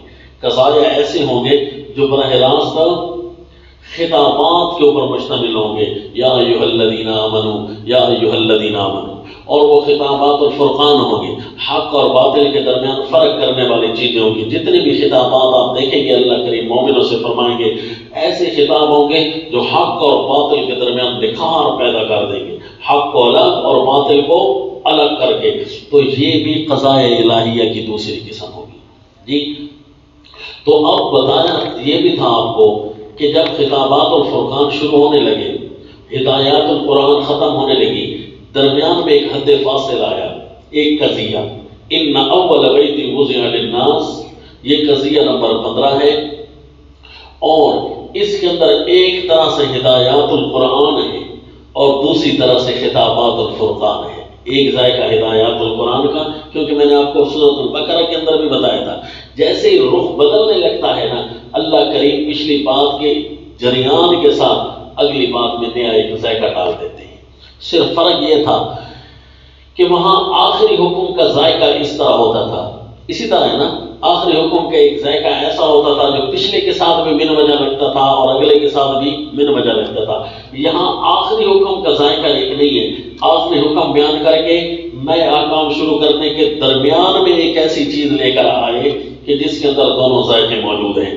لہذا یہ قضیہ نمبر 15 ہے، اس کو ہدایات القرآن سے بھی تعبیر کرنا ہے اور خطابات الفرقان سے بھی تعبیر کرنا ہے۔ ذرا دیکھو جی، یہ قضیہ نمبر 15، ان اول بیت وضع للناس الذی ببکۃ مبارکا وہدی للعالمین۔ یہ تو میں جو ربط لگا رہا تھا، مضمون کا ربط تھا نا جی، اب آیات کے ساتھ بھی تو ربط لگانا ہے۔ ملت ابراہیمی کے تابع دار بن جاؤ۔ ملت ابراہیمی کا پہلا مرکز یہ بیت اللہ ہے۔ بیت اللہ کے اندر جو کام بھی ہو رہے ہیں وہ سارے کے سارے ملت ابراہیم کے تابع داروں کے کام ہیں۔ لہذا یہاں آ جاؤ، یہاں آ کر کیا کرنا ہوگا جی؟ حج کرنی ہوگی، للہ علی الناس حج البیت، اور حج میں پہلے کیا کہنا ہوگا؟ لبیک اللہم لبیک لا شریک، اللہ تیرا کوئی شریک نہیں ہے۔ دیکھو جی، وہاں آ گیا، ایک ایسا کام کرنا ہے جس کے اندر حق اور باطل نکھر جائے گا۔ خطابات الفرقان کا ذائقہ بھی آ گیا نا، اور ہدایات القرآن بھی ہے کہ سب سے پہلا جو گھر اللہ نے بنایا ہے وہ مکہ ہے۔ لہذا اے کفار، تم چھوڑ دو، اے غیر مسلموں چھوڑ دو اپنے ذاتی نظریے، اور جس ملت کے تابع دار بننے کی کوشش کرتے ہو نا، کام بھی اسی کے کرو۔ ان اول بیت وضع للناس الذی ببکۃ مبارکا، سب سے پہلا گھر مذہب کے اعتبار سے نیکی کا گھر، اور پیچھے کیونکہ نیکی کا ذکر ہے نا، اس لیے ہم کہیں گے نیکی کا سب سے پہلا گھر۔ ان اول بیت، بیت البر، سب سے بڑی نیکی کا جو گھر تھا وہ وضع للناس، جو لوگوں کے لیے رکھا گیا، تو نیکی کرنے کے لیے گھر رکھا گیا تھا نا بیت اللہ کا۔ للذی، یہی ہے ببکۃ، جو مکہ میں ہے، بے بکتا جو مکہ میں ہے، مبارکاً برکتوں والا ہے، وہدی للعالمین، اور سارے جہانوں کے لیے، جہان کے لوگوں کے لیے ہدایت کا مرکز ہے۔ ہدایت کے مرکز کو ہدایت سے تعبیر کر دیا مبالغتاً۔ ہدایت کتنا بڑا مرکز ہے، گویا وہ ہدایت ہے۔ اس یونیورسٹی کا نام ہے ہدی للعالمین، جو سب سے پہلے اللہ نے زمین پر بنائی تھی، نیکی کا گھر تھا۔ یہ تعلیم بھی اس میں ملتی تھی، احکام بھی اس میں ملتے تھے، اور عبادات بھی اس کے اندر ہوتی تھی۔ تو ہر قسم کی نیکی کا پہلا گھر کیا تھا جی؟ مکہ۔ فیہ آیات بینات مقام ابراہیم، چونکہ میں نے کہا تھا نا کہ ہدایات القرآن بھی ہیں اور خطابات الفرقان بھی ہیں، تو پہلی آیت ہدایات القرآن کی طرف مشیر ہوئی۔ اب دوسری آیت اس بات کی طرف اشارہ کرے گی کہ خطابات الفرقان، فیہ آیات بینات مقام ابراہیم، اس کے اندر نشانیاں ہیں ظاہر۔ فیہ آیات بینات، اس کے اندر نشانیاں ہیں واضح۔ کس بات کی وضاحت کرتی ہیں؟ وہ جو نیکی کی وضاحت کرتی ہیں کہ اصل نیکی کیا ہے۔ بس جی نیچے لکھو گے، واضح ہے، یعنی جو نیکی کی البر، نیکی کس کو کہتے ہیں؟ نیکی پر دلالت کریں گی۔ مثلا کیا ہے جی؟ یعنی مقام ابراہیم، جیسے مقام ابراہیم، اللہ نے ایک جگہ صرف وہی بتائی جس کا تعلق ہو ملت ابراہیم سے اسپیشلی تھا، وہ تھا مقام ابراہیم۔ اللہ کریم نے سورۃ البقرہ میں بھی بتایا تھا وَاتَّخِذُوا مِن مَقَامِ إِبْرَاهِيمَ مُصَلًّى، جی کہ مقام ابراہیم کو تم نے جائے نماز بنا دی ہے، چونکہ وہاں اللہ بتا چکے تھے مقام ابراہیم کا اندیہ بھی دے چکے تھے، اس لیے یہاں اللہ نے اب بطور فضیلت کے فرمایا کہ دیکھو جی وہاں نیکی کے سفر کی واضح واضح نشانیاں موجود ہیں، جیسے ایک مقام ابراہیم بھی، مقام ابراہیم کو دیکھو گے تو وہاں سے کیا لگے گا، ابراہیم ایک اللہ کے سامنے جھکنے والے تھے اور کسی کے سامنے جھکنے والے نہیں تھے، کیونکہ اگر جس کے سامنے بھی جھکتے اسی کی تعمیر اپنے سامنے کر دے، جہاں کھڑے ہیں نا وہاں کھڑے ہو کر جس کے سامنے بھی جھکتے اسی کی تعمیر کر دے، تو انہوں نے کسی بت کی تعمیر نہیں کی، کسی ولی کے نشانیوں کی تعمیر نہیں کی، بلکہ براہ راست بیت اللہ کی تعمیر کر دی۔ تو دیکھو مقام ابراہیم اس بات کی دلیل ہے۔ تو یہ تو ہو گئی ایک نشانی، فیہ آیات بینات، اس مکہ کے اندر اور اس بیت اللہ نیکی کے گھر کے اندر کئی نشانیاں ہیں۔ یہاں آب زمزم ہے، آب زمزم کی بنیاد دیکھو گے تو وہ بھی اللہ کے علاوہ کوئی نہیں وہاں سے لے آنے والا۔ اسی طرح صفا مروہ کی ساج دیکھو گے، وہ بھی مقام ہے اللہ کے سفر، اللہ کی وجہ سے چھوڑ کر گئے تھے حضرت ابراہیم علیہ السلام اپنی زوجہ کو، اور وہ بھاگی تھی یہاں پر پانی کی تلاش میں جی۔ تو صفا مروہ کی ساج بھی بتا رہی ہے کہ یہاں کوئی بھاگا فضول نہیں تھا، بلکہ وہ بھی اپنے اللہ کی تلاش میں تھا۔ اسی طرح یہ بیت اللہ کے گرد چکر لگانا، طواف کرنا، یہ اس بات کی دلیل ہے کہ یہ تو میرا گھر تھا، اور میرے گھر کی عظمت تو یہاں مقصود نہیں تھی، نہ گھر والے کی عظمت مقصود تھی، کیونکہ جگہ نہ ملے تو بیت اللہ کے اوپر بھی بندہ چڑھ کر کھڑا ہو جاتا ہے اور اپنے اللہ کے ساتھ باتیں کرنے شروع کر دیتا ہے، سمجھے جی۔ اسی لیے تو مطاف اب بیت اللہ سے اوپر بھی بنائے ہوئے، یعنی سائڈ میں مطاف اونچی اونچی بلڈنگ ہے، بیت اللہ نیچے رہ جاتا ہے اور بلڈنگ اوپر ہے جی۔ تو بے شک آپ طواف کر سکتے ہیں، اسی طرح اور بلڈنگ تعمیر کرتے جائیں، آسمان تک چلے جائیں جی۔ تو اصل میں جس کے لیے پھرنا ہے وہ تو بیت اللہ والا ہے، گھر والا ہے، اللہ ہی ہے، نہ کہ خالی بیت ہے۔ تو آیات بینات ہیں اس کے اندر بہت ساری۔ پھر اس کے اندر کیا ہوتی ہے آیات بینات میں؟ ایک تو مقام ابراہیم ہے، پھر فرمایا وَمَن دَخَلَهُ كَانَ آمِنًا، اور جو اس کے اندر آیا اس کو امن ملا۔ اشارہ الی الاحکام، الی احکام البر، نیکی کے احکام کی طرف اشارہ ہو رہا ہے۔ دیکھا جی یہاں پر امن میں بندہ کیوں آ جاتا ہے؟ اس لیے آ جاتا ہے نا کہ اللہ تعالیٰ کا قانون یہاں چلتا ہے کہ یہاں جو بھی آئے گا اس کے اوپر حرام ہے کہ یہاں لڑائی جھگڑا کرے۔ دیکھا تو یہ اشارہ الی احکام البر، تو یہ بھی ایک نشانی ہو گئی کہ یہاں ہمیں نیکی ملتی ہے۔ فیہ آیات بینات، نیکی بھی صریح توحید والی، شرکیہ چیزیں نہیں۔ اور پھر فرمایا وَلِلَّهِ عَلَى النَّاسِ حِجُّ الْبَيْتِ مَنِ اسْتَطَاعَ إِلَيْهِ سَبِيلًا، اکبر الآیات۔ اب اشارہ الی اکبر الآیات، سب سے بڑی نشانی کیا ہے جی جو زندگی میں ایک دفعہ تو کرنی ہے نا، وہ ہے حج بیت۔ حج بیت یہ بذات خود اس کے سارے احکام، 5 دن ہوتے ہیں حج بیت کے، اور ان 5 دن میں کتنے احکام ہوتے ہیں، ہر حکم اس بات کی دلیل ہے کہ یہاں شرک کی گنجائش نہیں ہے، یہاں صرف اور صرف ایک اللہ کی بات چلے گی۔ وَلِلَّهِ عَلَى النَّاسِ، آیات لگتی آ رہی ہیں کہ نہیں؟ یہ اصل نیکی کا سفر ہے۔ وَلِلَّهِ عَلَى النَّاسِ حِجُّ الْبَيْتِ مَنِ اسْتَطَاعَ إِلَيْهِ سَبِيلًا وَمَن كَفَرَ فَإِنَّ اللَّهَ غَنِيٌّ عَنِ الْعَالَمِينَ۔ جس نے ناشکری کی، کیا جی یعنی ملت ابراہیم کو نہ اپنایا، ایک من کا فرق ہے، یہ منا ہوگا، ملت ابراہیم کو نہ اپنایا، آیات بینات کی قدر نہ کی، اس کی شرکیات سے جان نہ چھڑائی، فَإِنَّ اللَّهَ، اس کے اندر شرکیات داخل کرنے کی کوشش کی، فَإِنَّ اللَّهَ غَنِيٌّ عَنِ الْعَالَمِينَ، تو اللہ جہان والوں سے بے پرواہ ہے۔ پھر اللہ کو کسی کی ضرورت تو نہیں پڑ جائے گی کہ میں فلاں کو اس لیے ختم نہیں کرتا کہ مجھے ضرورت پڑتی ہے، پھر اللہ کو کسی کی ضرورت نہیں ہے، اللہ تمہیں ساروں کو اٹھا کر پھینک دے گا۔ قربان اپنے اللہ کے سمجھانے پر، کیوں جی اتنا بڑا احکم الحاکمین اور انسانوں کے لیے اتنے خوبصورت قواعد جن انسانوں کی حیثیت ہی نہیں تھی، او کائنات میں ایک ذرہ تھے ہم، ہے جی، پوری زمین جو ایک ذرہ ہے کائنات کے اندر، تو اس کے اندر رہنے والے انسان تو ذرے کا بھی ذرہ ہے۔ قل یا اہل الکتاب، اس قضیہ 15ویں قضیے کے لیے اعلان آ رہا ہے۔ قل یا اہل الکتاب لم تکفرون بآیات اللہ، قل یا اہل الکتاب لم تصدون عن سبیل اللہ۔ اس کو جی اعلان الفرقان، اس کا نام ہم کیا رکھتے ہیں؟ اعلان الفرقان۔ کیوں جی؟ کہ یہاں حق اور باطل کو نکھار کرنے کی بات ہو رہی ہے۔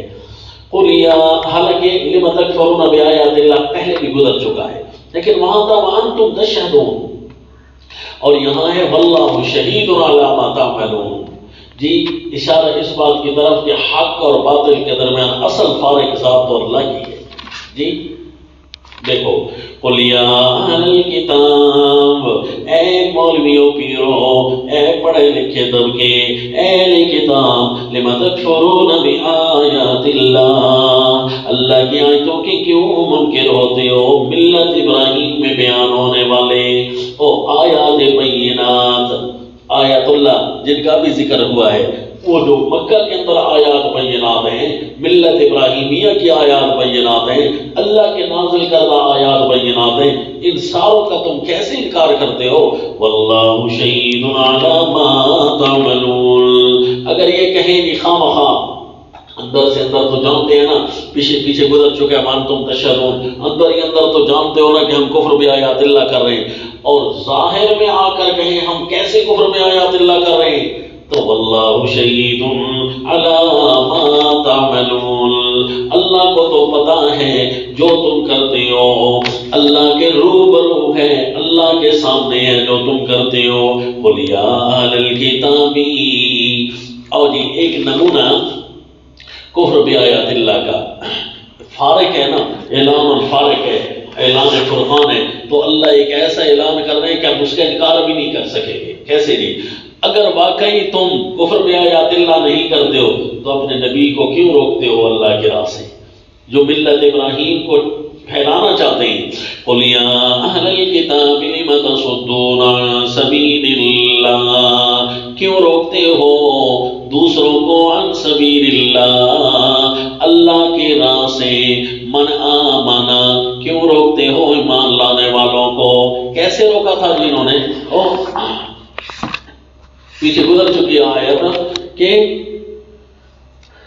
آمنوا بالذی انزل علی الذین آمنوا وجہ النہار واکفروا آخرہ لعلہم یرجعون، آیت نمبر 72 میں گزر چکا ہے نا، کہ روکتے تھے نا ایمان لانے والوں کو، حالانکہ بھیجا بھی خود تھا، ایمان لے آؤ، جب ایمان لے تو اب ان کو تحقیق کرنے دو نا، تلاش کرنے دو نا، ان کو کہتے نا تحقیق نہ کرنا مزید، اب بیٹھ چکے ہیں تو چلو جھوٹا ایمان لا جو چکے ہیں تو اب ان کو ذرا بیٹھنے دو، ان کو تحقیق کرنے دو، ان کو مفلوج کیوں کر دیتے ہو کہ وکفروا آخرہ کے بعد میں آ کر انکار کر دینا؟ یہ ہے تمہارا کفر بآیات اللہ۔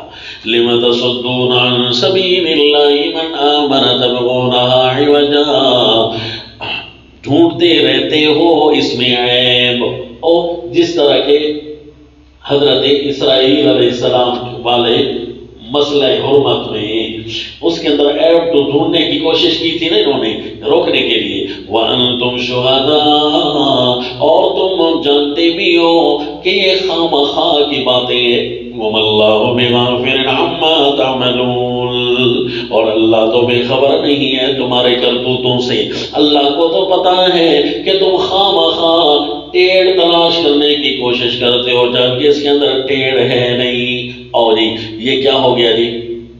ہدایات الفرقان، خطابات الفرقان، اس کے اندر یہ آیت ایسی آ گئی کہ ہدایات بھی ہیں اور خطابات بھی، کبھی ذائقہ ہے، اس لیے ہم اس کو کہتے ہیں ہدایات من ہدایات الفرقان، یہ ہدایات الفرقان میں سے ایک چیز آ گئی ہے، کیونکہ دونوں چیزیں یہاں آ کر مل رہی ہیں، خطابات بھی مل رہے ہیں، ہدایات بھی اس کے اندر مل رہی ہیں۔ چونکہ اس صورت نے الگ الگ عنوان دیا ہے تو اس لیے ہم بھی الگ الگ عنوان دینے کے لیے مجبور ہیں۔ میں نے آپ کو بتایا تھا نا، اصطلاحیں اپنی طرف سے نہیں، موافقات القرآن والی، دیکھو من قبل ھدی للناس وانزل الفرقان، یہ سورت کے شروع میں اس کا تذکرہ ہو چکا ہے۔ اب آ گئی خطابات الفرقان میں سے نمبر 1، یا ایھا الذین آمنوا ان تطیعوا فریقا من الذین اوتوا الکتاب یردوکم بعد ایمانکم کافرین۔ اچھا جی، میں خطابات الفرقان یہاں سے شروع کرنے لگا ہوں نا، یا ایھا الذین آمنوا، ایک چھوٹی سی بات ہے جو کہ آپ نے نوٹ رکھنی ہے کہ یہ جو 14 تاکیدات کے اوپر ترتب ہوا تھا نا، 14 قضایا کا، تو ان میں سے جو پہلی 10 تاکیدات تھی نا، اس کے اندر آپ نے دیکھا تھا وہ تاکیدات الاحکام جسے ہم نے کہا تھا جی، تاکیدات الاحکام میں دو چیزیں ایسی تھی جو آپس میں مل رہی تھی، دو تاکیدیں مل کر ایک ذائقہ بنا رہی تھی، اسی طرح تھا نا۔ تو جب یہ پہلے 10 احکام ہیں نا جنہوں نے تاکیدات الاحکام پر مرتب ہونا ہے، ان 10 احکام کو بھی دیکھ لیں، یہ دو ایک طرح کے ہوتے ہیں، مشابہ ہوتے ہیں۔ دیکھیں کیسے جی، پہلے حکم کیا تھا، ان الذین کفروا بآیات اللہ لہم عذاب شدید، یہ پہلا۔ اور دوسرا قضیہ کون سا تھا، ان الذین کفروا لن تغنی عنہم اموالہم، اسی طرح ان الذین کفروا ان الذین کفروا۔ اور دوسرا مضمون کے اعتبار، یہ تو لفظی اعتبار ہو گیا نا، اصل تو مضمون کے اعتبار سے دیکھنا تھا۔ مضمون کے اعتبار سے دونوں ایک چیزیں ہیں کہ کافروں کے کفر اور ان کا وجہ کفر، یہ دو میں بیان ہوا۔ پھر اس کے بعد زین للناس اور ان الدین عند اللہ الاسلام، یہ دو قضیے آئے تھے کہ لوگوں کے لیے دین کیا ہے، دین تو اسلام ہونا چاہیے، جبکہ لوگوں نے شہوتوں کو دین بنا رکھا ہے۔ کیسے جی، کہ جتنے بھی مذاہب ہیں ان کی بنیاد تو یہی ہے، حب جاہ اور حب مال۔ دیکھو جی، اصل دین کیا ہے، اسی لیے اللہ نے زین للناس کو قضیہ کے طور پر قضیہ ثالث بنا کر رد کیا تھا۔ اور اس کے بعد ان الذین یکفرون بآیات اللہ، اور قضیہ نمبر 6 تھا، قضیہ نمبر 5 یہی ہے نا، ان الذین یکفرون بآیات اللہ۔ اور قضیہ نمبر 6 کون سا ہے جی، لا يتخذ المؤمنون الکافرین اولیاء من دون المؤمنین۔ اس کے اندر کیا تھا جی، اس کے اندر ان کے دونوں طرح کے کرتوتوں کا ذکر تھا۔ لا يتخذ المؤمنون الکافرین، ایک ہے برے کرتوت والے، اے مومنوں تم برے کرتوت والوں کے ساتھ نہ ہونا، ایک کرتوت کے اعتبار سے، ایک ہے برے کام اور ایک ہے اچھے کام۔ لا يتخذ المؤمنون الکافرین اولیاء من دون المؤمنین، حالانکہ یہ اللہ کا قضیہ ہے، اور اس قضیے کا ابھی آگے خطابات الفرقان میں بات آ رہی ہے۔ ایک فیصلہ پہلے ہو چکا ہے، براہ راست مومنوں کو خطاب تو نہیں کیا تھا لیکن انداز وہی اپنایا تھا، لا يتخذ المؤمنون الکافرین اولیاء من دون المؤمنین۔ اس کے اندر چونکہ اچھے اور برے دونوں قسم، برے کام کیا تھے، یکفرون بآیات اللہ، یقتلون النبیین، یقتلون الذین یأمرون بالقسط من الناس، اسی لیے آگے فرمایا اولئک الذین حبطت اعمالهم جی۔ اچھا جی، اور اسی طرح قضیہ نمبر 7 اور قضیہ نمبر 8 کیا تھا، یوم تجد کل نفس ما عملت من خیر محضرا وما عملت من سوء، کہ اعمال خیر کرنے ہیں، اعمال سوء سے بچنا ہے۔ اور اگلے قضیے میں تھا کہ اعمال خیر والے محبوب ہوا کرتے ہیں، دیکھیں ان اللہ اصطفیٰ آدم۔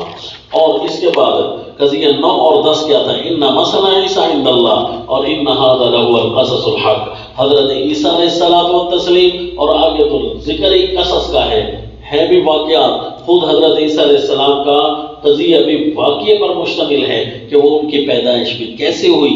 دیکھا یہ دو کر کے قضیے ایک ذائقہ رکھتے تھے، بیان بھی اسی طرح جس طرح تاکیدات الاحکام دو مل کر ایک ذائقہ بنا رہی تھی۔ یہ اللہ کریم کی باتیں ہیں جی، خوبصورت۔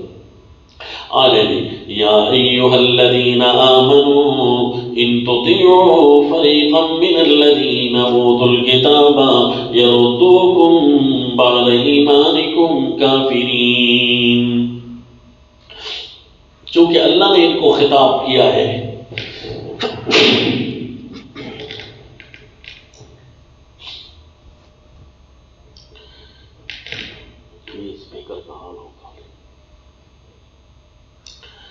تو یہ خطابات الفرقان میں پہلا قضیہ ہے یا ایھا الذین آمنوا ان تطیعوا فریقا من الذین اوتوا الکتاب. ابھی آپ نے پڑھا کہ یہ جو قضیہ تھا لا يتخذ المؤمنون الکافرین اولیاء من دون، اس کا معال اور اس کا مفاد تو ایک لگ رہے ہیں.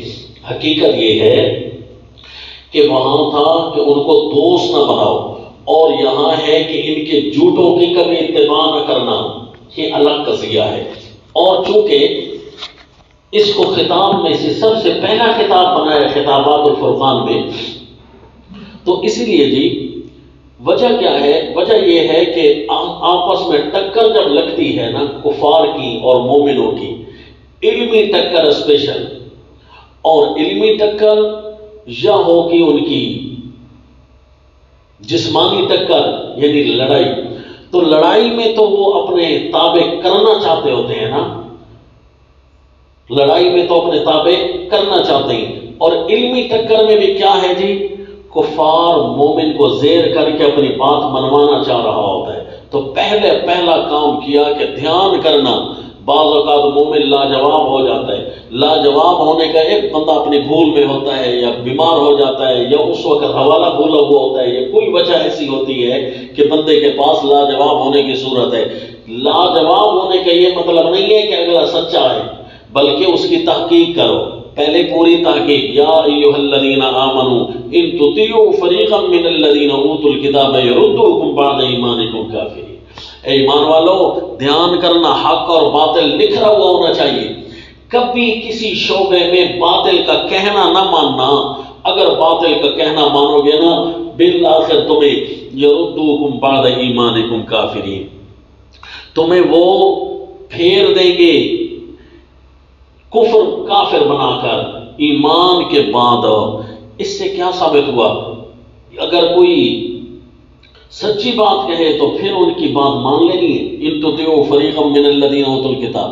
اب سچی بات تو ان کی نہیں ہوگی، پھر وہ تو ہماری ہی ہوگی، وہ ان کی ماننا نہیں ہے. اس سے ایک اشارہ ضرور نکل رہا ہے ان تطیعوا فریقا من الذین اوتوا الکتاب، کہ اگر سچی بات بھی ہونا وہ ان سے پوچھ کر نہیں بلکہ اہل حق سے پوچھ کر اتباع کرنا، کیونکہ موٹی بات ہے ان کا کوئی کہنا نہ ماننا. ان تطیعوا فریقا من الذین اوتوا الکتاب، تو ظاہر ہے مومن جو ہے اچھی بات مان کر پیچھے چلنے کی کوشش کرے گا نا.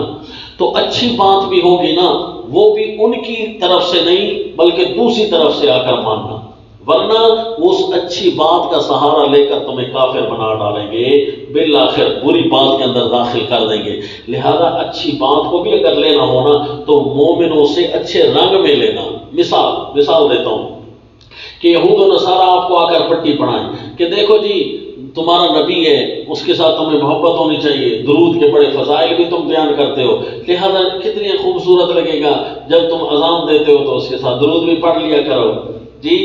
تو یہ اچھی بات کہہ رہی ہے نا بظاہر تو، لیکن جب اچھی بات کو محبت کے رنگ میں کہہ رہے ہیں نا، لیکن جب آپ اسلام کے سے پھیر کر اچھی بات کو لینے کی کوشش کریں گے تو اسلام بتائے گا درود پڑھنا اچھی بات تو ہے لیکن بدعت نہ کرنا. درود اس جگہ پڑھنا جہاں نبی کی اجازت ہے، اور جہاں نبی کی اجازت نہ ہو ما آتاکم الرسول فخذوہ. دیکھا بالآخر اگر اچھی بات کے ذریعے وہ کافر بنا ڈالتے کہ نہیں، بتی بنا ڈالتے کہ نہیں، تو اس لیے بھئی یہ خیال کیا کریں. اور دوسرا یہ جو بعض اوقات آپ حوالے دے رہے ہوتے ہیں کتابوں کے، ریفرنس شیئر کر رہے ہوتے ہیں جی، یا خامخواہ ہے تو لکھنے والا تو بندہ ٹھیک نہیں ہے لیکن ذرا یہ اچھی باتیں ہیں ذرا لے لو جی. اس مصنف کی باتیں اگر آپ نے کسی کے اس کے ایڈورٹائزمنٹ کر دی، ایک بات تو ان کے اپنے اچھی پھیلا دی، ایک پوسٹ تو آپ نے اچھی ان کی شیئر کر دی، لیکن اس کے اوپر لکھا ہوا تھا ایڈریس انہی کا. آپ نے تو اچھی پوسٹ کر کے شیئر کی، ایڈریس ان کا لکھا ہوا تھا، اطاعت اس لمحے ان کی ہو رہی ہے نا، پھر اس کے ایڈریس نے پھر ان کو اپنی بدی کے پیچھے چلا دینا ہے. جہاں جہاں تک آپ نے پوسٹ شیئر کی تھی، ہاں جی فلاں حضرت صاحب تھے یہ ان لوگوں کی پوسٹ شیئر کرتے تھے، آج کل یہی ہو رہا ہے نا، ان لوگوں کے حوالے دیتے تھے، لگتا ہے پھر وہ اچھے لوگ ہوں گے، چلو دوسرا مسئلہ بھی انہی سے پوچھ لیں، تیسرا بھی انہی سے پوچھ لیں، چوتھا بھی انہی سے پوچھ لیں، بالآخر یردوکم بعد ایمانکم کافرین. وہ بالآخر کافر بنا ڈالیں گے، اور قرآن نے صاف منع کیا ہے یا ایھا الذین، یہ پہلا خطاب کتنا پیارا تھا، اے ایمان والو اپنے اسلامی سرحدوں کی خوب حفاظت کرنا، اور یہ بھی خیال کرنا جو جامع ہو اور مانع ہو، جامع ہو لجمیع احکامہ، اپنے سارے احکام کو لینا، مانع عن دخول الغیر فیہ، کہ غیر کو داخل ہونے سے منع کرنا، اس کی یہی صورت ہے، ان کی بتی کے پیچھے کبھی نہ چلنا۔ یار ٹھیک ہے اختلاف نہیں کرنا چاہیے، بندہ غلط ہوگا ٹھیک ہے، لیکن یہ بات تو ویسے اچھی کی ہے نا، اس کی لے تو لو نا۔ قرآن نے کہا نہیں، اچھی بات کے اندر بھی وہ اپنی پھکی بیچنے کی کوشش کرے گا، دھیان کرنا اس کی اچھی بات کو بھی مسلمانوں سے پھیر کر لینا، وہی چیک کرا کر لینا۔ یا ایھا الذین آمنوا، خطابات الفرقان، ان تطیعوا فریقا من الذین اوتوا الکتاب یردوکم بعد ایمانکم کافرین وکیف تکفرون وانتم تتلی علیکم آیات اللہ وفیکم رسولہ۔ آگئی نا بات، کیسے تمہیں کفر کرنے کی اجازت ہوگی؟ کفر کرنا ہے تو تمہارا کافی بڑا تعجب والا، کئی تعجب والی بات ہے، کفر کرنا ہے تو بڑا تعجب خیز، جبکہ تمہارے اندر اللہ کی آیتیں صبح و شام پڑھی جا رہی ہیں۔ کوئی بھی بات ہو تو آیات اللہ کو دیکھ کر لینا نا۔ وفیکم رسولہ، اور اسی تمہارے اندر اسی اللہ کا رسول بھی موجود ہے، ان کی تعلیمات کے ذریعے آیات کو حل کرنا۔ وَمَن يَعْتَصِم بِاللَّهِ، اور جو بھی مضبوطی سے پکڑے گا اپنے اللہ کو، فَقَدْ هُدِيَ إِلَىٰ صِرَاطٍ مُسْتَقِيمٍ، اس کی تو رہنمائی صراط مستقیم کی طرف ہوگی، وہ کبھی بھی دوسرے راستوں میں نہیں ہٹکے گا۔ یہ پہلا خطاب تھا، اور خطاب کے اندر جس طرح کے ہدایات القرآن کے بعد اعلانات کا سلسلہ تھا نا، اب یہاں خطابات کے بعد تنبیہات کا سلسلہ ہوگا۔ مومنوں یہ نہ کرنا، مومنوں یہ نہ کرنا، کوئی بھی بات خطاب کر کے نا اللہ پھر وہ تنبیہات کا سلسلہ چلائیں گے۔ یہ پہلی تنبیہ آ گئی، کیف تکفرون وانتم تتلی علیکم آیات اللہ۔ اب خطاب نمبر 2، یا ایھا الذین آمنوا اتقوا اللہ حق تقاتہ ولا تموتن الا وانتم مسلمون۔ یہ بہت بڑا خطاب ہوگا جی۔ یا ایھا الذین آمنوا، اے ایمان والو، اتقوا اللہ، اللہ ہم ان کی، یہ مضمون کا ربط تو ہو گیا نا کہ یہ خطاب نمبر 2 ہے، لیکن آیت کے ساتھ بھی تو ربط لگے گا۔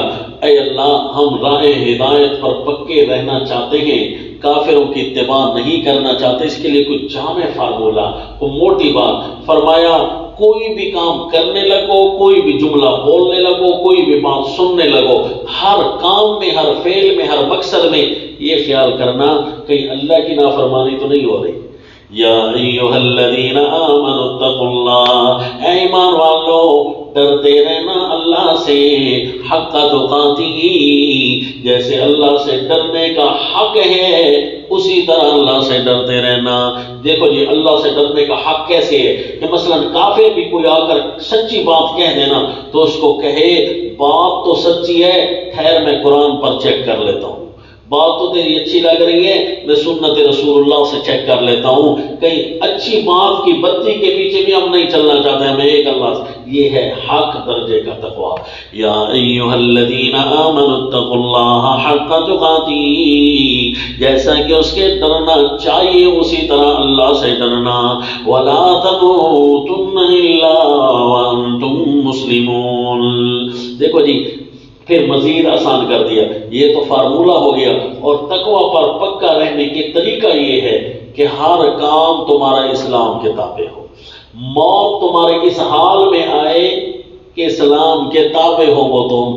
اس چیز کو اس پیرائے میں بیان کیا کہ لا تموتن الا، تم مرنا تو اسلام کی حالت میں مرنا، حالانکہ مرنا بندے کے اپنے اختیار میں تو نہیں ہوتا کہ کیسے ہم مریں اور کب مرنا ہے ہمیں تو یہ بھی پتہ نہیں ہے، تو اس کو مبالغتاً گویا کہ یہی طریقہ بتایا کہ اتنا اسلام کے تابع رہنا، اتنا دین حق کے تابع رہنا کہ کبھی بھی موت آئے نا تو اس کو آنے دینا، کہیں موت کو رکاوٹ نہ ڈال دینا کہ نہیں نہیں ابھی تھوڑی دیر کھڑی ہو جائے، مجھے تو ابھی اسلام پر عمل کرنا ہے، نہیں، اتنا اسلام پر عمل کرنا کہ موت آئے تو سیدھی لگی آئے وَلَا تَمُوتُنَّ إِلَّا وَأَنْتُمْ مُسْلِمُونَ۔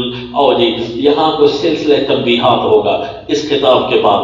پہلا وَاعْتَصِمُوا بِحَبْلِ اللَّهِ جَمِيعًا، نافرمانیاں نہ ہونے پائیں اللہ کی، اور اسلام کے اوپر پکے رہیں، تو اس کی بھی صورت ہے کوئی، اس کی صورت یہ ہے وَاعْتَصِمُوا بِحَبْلِ اللَّهِ جَمِيعًا، اللہ کی عطا کردہ جو رسی ہے سب مل کر اس کو مضبوطی سے تھامنا۔ اللہ کی رسی کون سی ہے؟ جس رسی اس کو کہتے ہیں جس کے ساتھ کسی چیز کو باندھا جاتا ہے۔ رسی کا ایک کام یہ ہوتا ہے، اور رسی کا ایک کام یہ ہوتا ہے کہ کسی چیز کا سہارا بنتی ہے، وہ یہ راہ گزر کے طور پر سہارا بنتی ہے، یا کسی چیز کو اٹھانے کا سہارا بنتی ہے۔ تم کس چیز کے دائرے میں لپٹے ہوئے ہو، وہ ہے قرآن۔ قرآن کے بغیر تو ہر جگہ ظلمات ہی ظلمات ہیں۔ تمہارے ارد گرد صرف قرآن ہی کی حفاظت ہونی چاہیے۔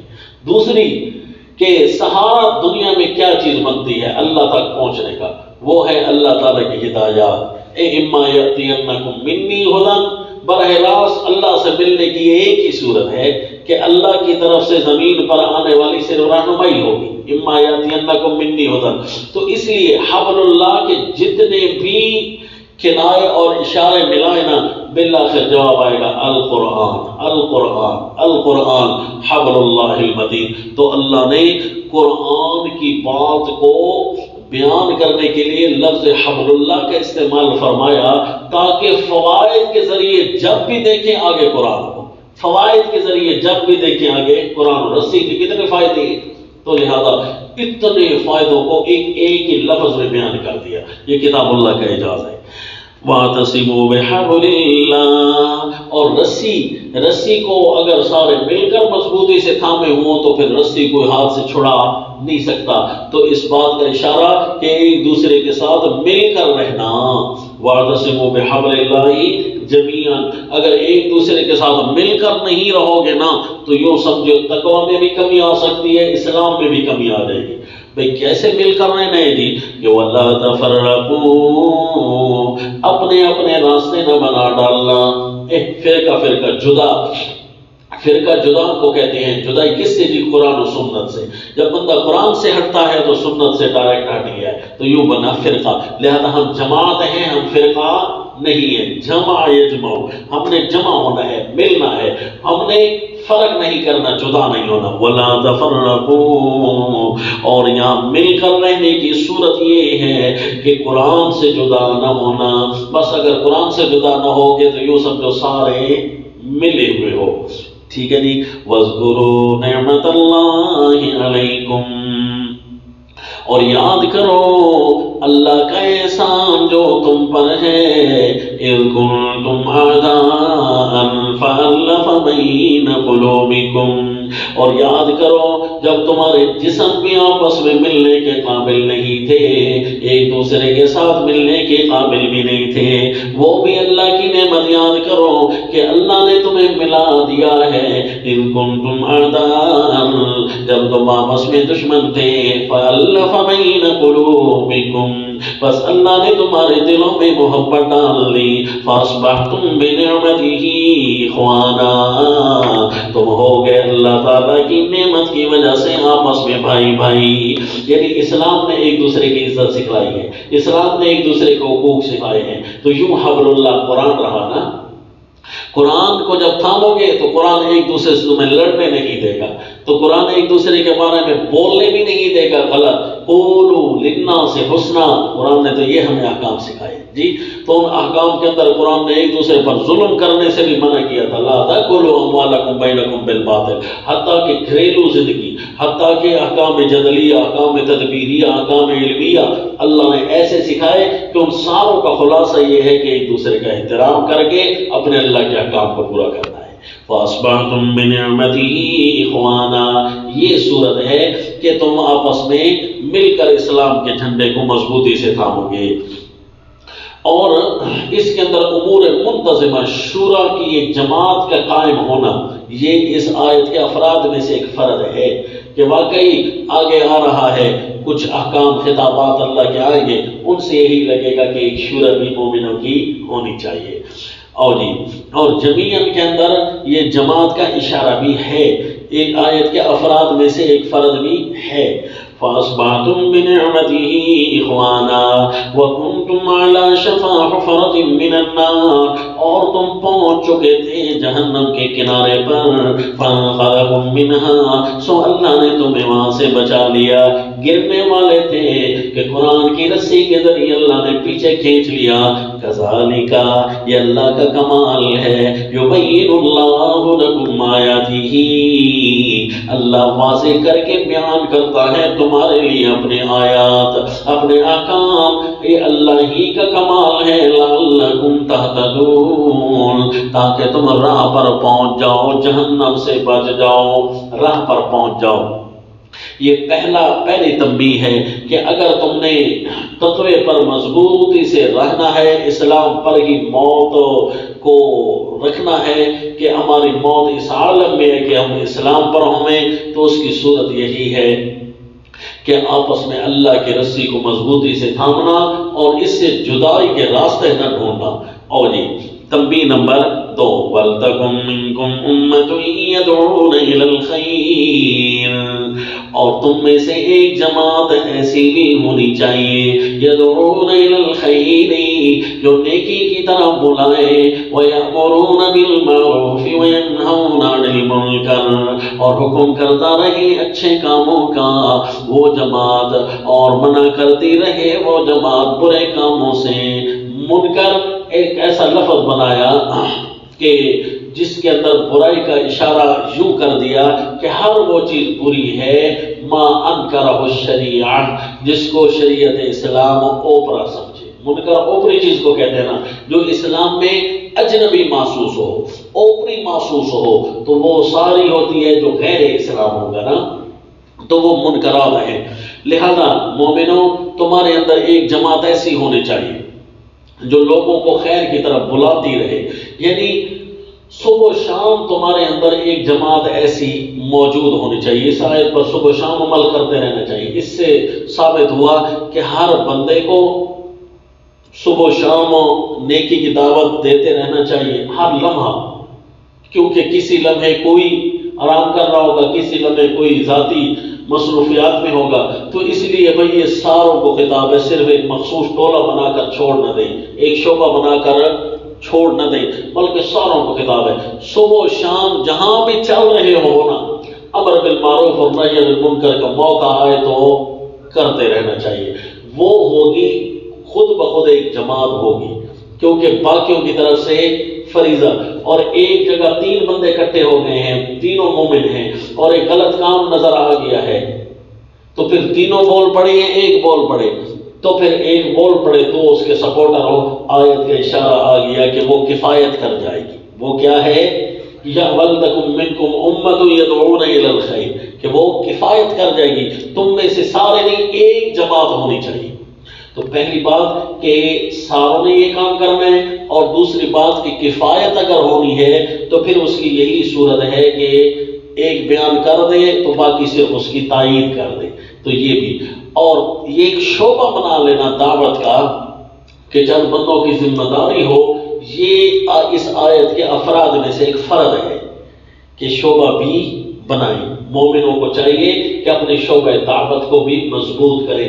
اب شعبہ دعوت سارا کا سارا اس آیت کا مفہوم نہیں ہے، بتا گیا ہوں نا جی، سارا کا سارا مفہوم تو نہیں ہے، کیونکہ لفظ کی وسعت ہے تو ہم اس کو کیوں اپنی طرف سے محدود کریں۔ سارا کا سارا فرد نہیں ہے، ایک سارا کا سارا اس آیت کا مفہوم نہیں ہے کہ ایک شعبہ مومنوں کا ہونا چاہیے، بلکہ شعبہ ایک بننا چاہیے، یہ اس آیت کا ایک فرد ہے۔ تو لہذا مومنوں کو چاہیے اپنے شعبہ دعوت مضبوط کرے، اور ہر بندہ اس خیال میں ہر وقت رہے کہ جب بھی صبح و شام میرے ساتھ بیوی بچے بھی رہنے ہیں، میرے ساتھ عزیز و اقارب بھی رہنے ہیں، خصوصاً جوائنٹ فیملی ہے، اور اسی طرح میرا بازار بھی ہے، میرا مدرسہ بھی ہے، کبھی بھی کوئی خیر کی بات ہوگی امر بالمعروف اور نہی عن المنکر کرنا ہے، تاکہ نقصان ذاتی ہو، بے شک لڑائی ہو جائے کوئی فرق نہیں، ناراض بھی ہو جائے، دین اسلام کا نقصان تو نہیں ہوگا نا، اس کا فائدہ یہ ہوگا کہ اسلام کی حالت میں موت آئے گی۔ ناراضگیوں کو دیکھتے ہوئے اگر اسی لمحہ تھوڑا سا میں چپ کر گیا کہ چلو بھائی خیر ہے یار کچھ نہیں ہوتا، تو اسی لمحے موت آ گئی تو پھر اسلام کی اتباع میں نہیں آئے گی. یہ ہوگا کہ سارا مسلمان تھا لیکن آج تھوڑا جی ہاں قبلے کعبے اس کے ٹیڑھے تھے، تو یوں نہیں ہونا چاہیے. دیکھا شعبہ بھی ہو اور ہر بندہ وَأُولَٰئِکَ هُمُ الْمُفْلِحُونَ. دیکھا پھر ایک شعبے نے تو کامیاب نہیں نہ ہونا، ساروں نے کامیاب ہونا ہے. یہ جو لوگ وَأُولَٰئِکَ هُمُ الْمُفْلِحُونَ، اور یہی ہوں گے مراد کو پہنچنے والے. وہ آ گئی، وہ سے پہلے کیا ہوتا ہے؟ وہ سے پہلے بھی تو ایک جملہ ہوتا ہے، تو پھر وہ کیا ہے؟ پہلے بھی اس کا مطلب ہے کوئی مومنوں کی فضیلت بیان ہو رہی تھی جی، وہ جی لعلکم تہتدون کے ساتھ ہو رہی تھی جی، کہ تم راہ پر بھی رہو گے اور کامیاب بھی رہو گے. پچھلی آیت میں تہتدون، اور یہاں ہے وَأُولَٰئِکَ هُمُ الْمُفْلِحُونَ وَلَا تَكُونُوا كَالَّذِينَ تَفَرَّقُوا وَاخْتَلَفُوا مِن بَعْدِ مَا جَاءَهُمُ الْبَيِّنَاتُ. اور جی ابھی تفرقے کا ذکر پیچھے گزر چکا ہے، یہ دوبارہ ایک تنبیہ کیوں آ گئی؟ یہ شعبہ دعوت کو تنبیہ ہے. نیچے لکھ دو شعبہ دعوت، شعبہ امر بالمعروف اور نہی عن المنکر والے جو شعبہ دعوت ہے نا اس کو تنبیہ ہے. دعوت کے دوران مسائل پھوٹ سکتے ہیں، اختلافات کا شکار ہو جاؤ گے، ذاتی نظریے سامنے آ جائیں گے، بیان کے دوران کوئی نہ کوئی مسئلے نکل آتے ہیں نا جی، تو پھر اس کا خیال کرنا. لا تکونوا، بیان کے اندر ایسے نہ ہو جانا جنہوں نے فرقے ڈالے تھے.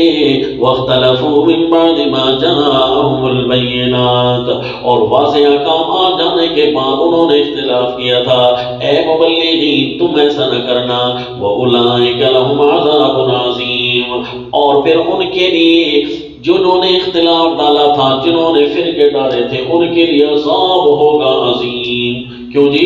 جو اگوان ہوتا ہے نا اس کے لیے پھر چھوٹا عذاب نہیں ہوتا، اس کے لیے عذاب عظیم ہوتا ہے، بڑا عذاب ان کو ملے گا. کیوں جی؟ کہ یہ اگوان ہیں ان کے. یہ دیکھو جی سورہ النور آیت نمبر 11 کے اندر ہے کہ واقع عفق کو پھیلانے والے ان کو تو عذاب ملے گا ہی ملے گا. لِكُلِّ امْرِئٍ مِّنْهُمْ مَا اكْتَسَبَ مِنَ الْإِثْمِ وَالَّذِي تَوَلَّىٰ كِبْرَهُ مِنْهُمْ لَهُ عَذَابٌ عَظِيمٌ. اور جو اگوان بنا تھا نا اس واقعے کا، پھر اس کے لیے عذاب عظیم ہوگا. آیت نمبر 11 سورہ النور. تو اس سے ثابت ہوا کہ عذاب عظیم یہ آیت ہے شعبہ دعوت والوں کے لیے کہ دھیان کرنا. ویسے وہ پچھلی آیت جو گزری ہے وہ عمومی تھی، لا تفرقوا، اپنے قرآن حدیث سے فرق میں مبتلا نہ ہونا، جدا نہ ہو جانا. اور یہاں جی شعبہ دعوت والوں کو اسپیشل تاکید ہے.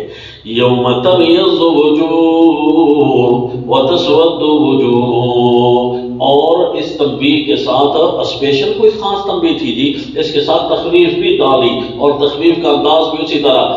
جب کوئی دین اسلام بیان کرتا ہے ظلمات سے ہٹا کر روشن نور کی طرف لے کر آتا ہے، اور جو اسلام سے ہٹا کر فرقوں میں لائے گا نا تو وہ ظلمات میں ڈال رہا ہے نا، اس لیے پھر ان کے چہرے بھی کالے ہوں گے. یوم تبیض وجوہ وتسود وجوہ، دن قیامت کوئی ہوں گے اور سیاہ جلے ہوئے چہرے، تلفح وجوہہم النار، کالے سیاہ.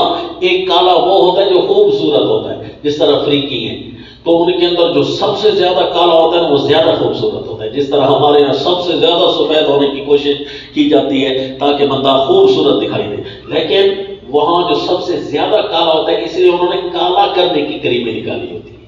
ان سے بے شک پوچھ لیں، تحقیق کر لیں. اس لیے ان کے ہاں سفید رنگ زیادہ مرغوب ہوتا ہے. کیوں جی؟ کپڑوں کا، کہ جتنے کپڑے سفید ہوں گے اتنا ہمارا کالا رنگ نکھر کر سامنے آئے گا. تو لہذا وہ جو کالے ہیں جی وہ اس لحاظ سے برے نہیں، یہ وہ کالے ہیں جو آگ کے اندر جلا ہوا ہے، جس کا ذکر سورہ المومنون میں آیا ہے، آگ کے اندر جلا ہوا جی. تو آپ کو وہ بھی خط استوا میں رہتے ہیں سورج کی وجہ سے، وہ بھی کالے ہیں. تو وہ خط استوا میں اللہ نے ان کے لیے بنایا نا زمین میں، اللہ نے ان کے لیے وہ جہنم نہیں بنائی. سمجھا جی؟ وہاں نیک لوگ بھی تو آئے ہیں، تو خط استوا جہنم نہیں ہے. یہ ہے تلفح وجوہہم النار، یہ وہ ہے مارے شرمندگی کے چہرے کالے پڑنے والے. چاہے ان میں کوئی سفید بھی ہوں تو سفید بھی ہو نا، مارے شرمندگی کے ان کے چہروں پر ان کے کالے آثار آ جائیں گے. یوم تبیض وجوہ وتسود وجوہ، کوئی چہرے وہاں سفید ہوں گے، کالے رنگ ہونے کے باوجود بھی وہ خوشی کے سفید ہوں گے، وتسود وجوہ، پھر اللہ تعالیٰ ان کو کوئی اسپیشل رنگ دیں گے. جی اللہ کو پتہ ہے جنت میں کیا اسپیشل رنگ ہے، کیونکہ جی ہر کالا رنگ برا تو نہیں ہوتا، ورنہ آپ کی جنت میں بال بھی سفید ہوں تو کیا خیال ہے. تو مرغوب جو بھی رنگ ہوگا جنت کا وہیں بنے گا انشاءاللہ. سمجھا جی؟ جہاں کالا بہتر ہے وہاں کالا رہے گا، اور جہاں سفید بہتر ہے وہاں سفید ہی بہتر رہے گا. یوم تبیض وجوہ وتسود وجوہ فاما الذین اسودت وجوہہم، سو جن کے چہرے ہو گئے نا کالے مارے شرم کے، تغشا وجوہہم النار قرآن میں ہے. اکفرتم یقال لہم، ان کو کہا جائے گا اکفرتم بعد ایمانکم. دیکھا یہ ہے نا فرقوں کے لیے تنبیہ، تخویف، اسپیشل فرمایا کہ تم نے فرقے ڈالے تھے نا، تمہیں رفاس ایمان تھا اور تم نے اس کے بعد کفر کیا تھا. اکفرتم بعد ایمانکم فذوقوا العذاب بما کنتم تکفرون، تم نے کفر بآیات اللہ، سمجھو اللہ کی آیتوں کا انکار یہ ہوتا ہے، اپنا فرقہ بنا ڈالنا یہ اللہ کی آیتوں کا انکار ہے. اور جی وَأَمَّا الَّذِينَ ابْيَضَّتْ وُجُوهُهُمْ فَفِي رَحْمَةِ اللَّهِ، یہ ہے فتویٰ کفر جی قرآن کا. تو آپ ساروں کے ساتھ گزارا نہ کیا کریں کہ وہ بھی گزارا خیر ہے جو اس کے ساتھ. قرآن کی بات دیکھو تو ذرا بھی ہلنے جلنے والا کافر، صرف پکا مسلمان وہ ہے جو قرآن کے 100% تابع ہے. جو قرآن کے تابع نہیں ہے وہ کیا ہے؟ قرآن کے مزاج میں رہو تو جلال غالب آتا ہے، کیونکہ قرآن کے اندر ہے ہی جلال. اما الذین ابیضت وجوہہم ففی رحمت اللہ، اور جن کے چہرے سفید ہوں گے، جنہوں نے نور اسلام پھیلایا تھا، ففی رحمت اللہ، ان کے تو کہنے کیا وہ اللہ کی خصوصی مہربانیوں میں ہوں گے، اور مہربانی کا رنگ کوئی ایک نہیں ہوگا. ہم فیہا خالدون، وہ اس میں رہیں گے ہمیشہ. تلک آیات اللہ نتلوہا علیک بالحق. اس تخویف کے بعد پھر مزید تنبیہ، تخویف کے بعد ان فرقہ والوں کو مزید تنبیہ. تلک آیات اللہ نتلوہا علیک بالحق، اے شعبہ دعوت والوں، یہ ہیں اللہ کی آیتیں جو ہم نے تمہارے اوپر ٹھیک ٹھیک پڑھی ہیں. یہ کوئی غلط تو نہیں تھی، ہمارا ظلم تو نہیں تھا جو تم اس میں اختلاف کر بیٹھے ہو. وَاللَّهُ يُرِيدُ ظُلْمًا لِلْعَالَمِينَ، اللہ ان آیتوں کے بیان میں مخلوق پر ظلم تو نہیں کرتا. تم ان آیتوں کو کیوں نہیں بیان کر رہے تھے اے شعبہ دعوت والو؟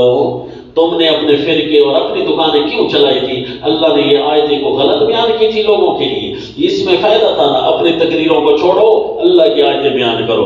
وَلِلَّهِ مَا فِي السَّمَاوَاتِ، اس آیت کا ربط لگے گا تو مزہ آئے گا جی. اب کیا کرے اس آیت کا ربط؟ یہ دلیل عقلی بھی نہیں ہے. دیکھو جی ترغیب الی الاخلاص ہے کہ اختلافات اور لڑائیاں اور منازعات چھوڑنے میں بعض اوقات کچھ اپنے حقوق سے دستبردار ہونا پڑتا ہے، اپنے حقوق سے دستبردار ہونا پڑتا ہے.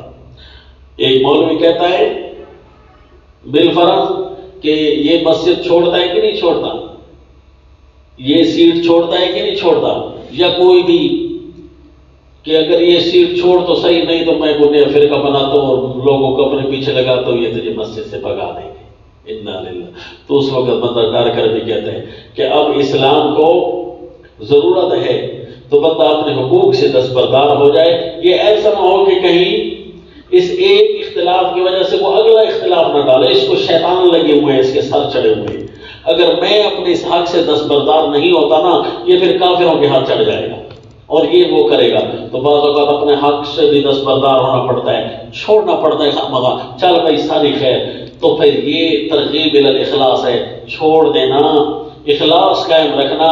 للہ ما فی السماوات و ما فی الارض و الی اللہ ترجع الامور. زمین کوئی کی تو نہیں ہے، سب کچھ جو ہے وہ اللہ کا ہے، اللہ کے پاس عزت ہے، اللہ تمہیں عزت دے گا۔ ترغیب الی الاخلاص، وَإِلَى اللَّهِ تُرْجَعُ الْأُمُورُ۔ اگر دنیا سے چھوڑ بھی گئے تو کیا فرق پڑتا ہے، ساروں نے آنا تو اللہ کی طرف ہے، یہ اب آیت لگے گی، ورنہ ترغیب الی الاخلاص والا اگر ربط نہ لگائے نا تو یہ آیت آپ سے حل ہونے والی نہیں تھی۔ پھر کیا کریں، كُنتُمْ خَيْرَ أُمَّةٍ أُخْرِجَتْ لِلنَّاسِ۔ اللہ نے اس خطاب کے بعد اعزاز بھی اسپیشل کر کے بیان کیا۔ باقی خطابات کے بعد تنبیہات چلیں گی نا، اس خطاب کے بعد تنبیہات بھی آئی اور ساتھ اعزاز بھی آیا۔ دیکھو ایمان والوں کتنے کامیاب ہو تم، کنتم خیر امت اخرجت للناس، تم سب سے بہتر امت ہو، لوگوں کے لیے نکالی گئی ہو۔ اچھا جی، یہاں سے اعزاز بھی شروع ہو رہا ہے اور اس کے بعد پھر کچھ اللہ کریم مخالفین کا تذکرہ کر کے بھی سمجھائیں گے۔ چونکہ یہ خطاب تھا لمبا تو آج آپ کا پہلا روزہ ہے تو آپ کو تھوڑا سا ریلیف دیتے ہیں، آج آپ جلدی تھوڑا چھٹی کر لیں، آرام کریں، نمازوں کی جماعت کی نماز کا خوب اہتمام کریں۔ ایسا نہ ہو کہ وقفے کے دوران بندہ سوئے تو نماز خلل میں پڑ جائے، اس کا بھی خاص خیال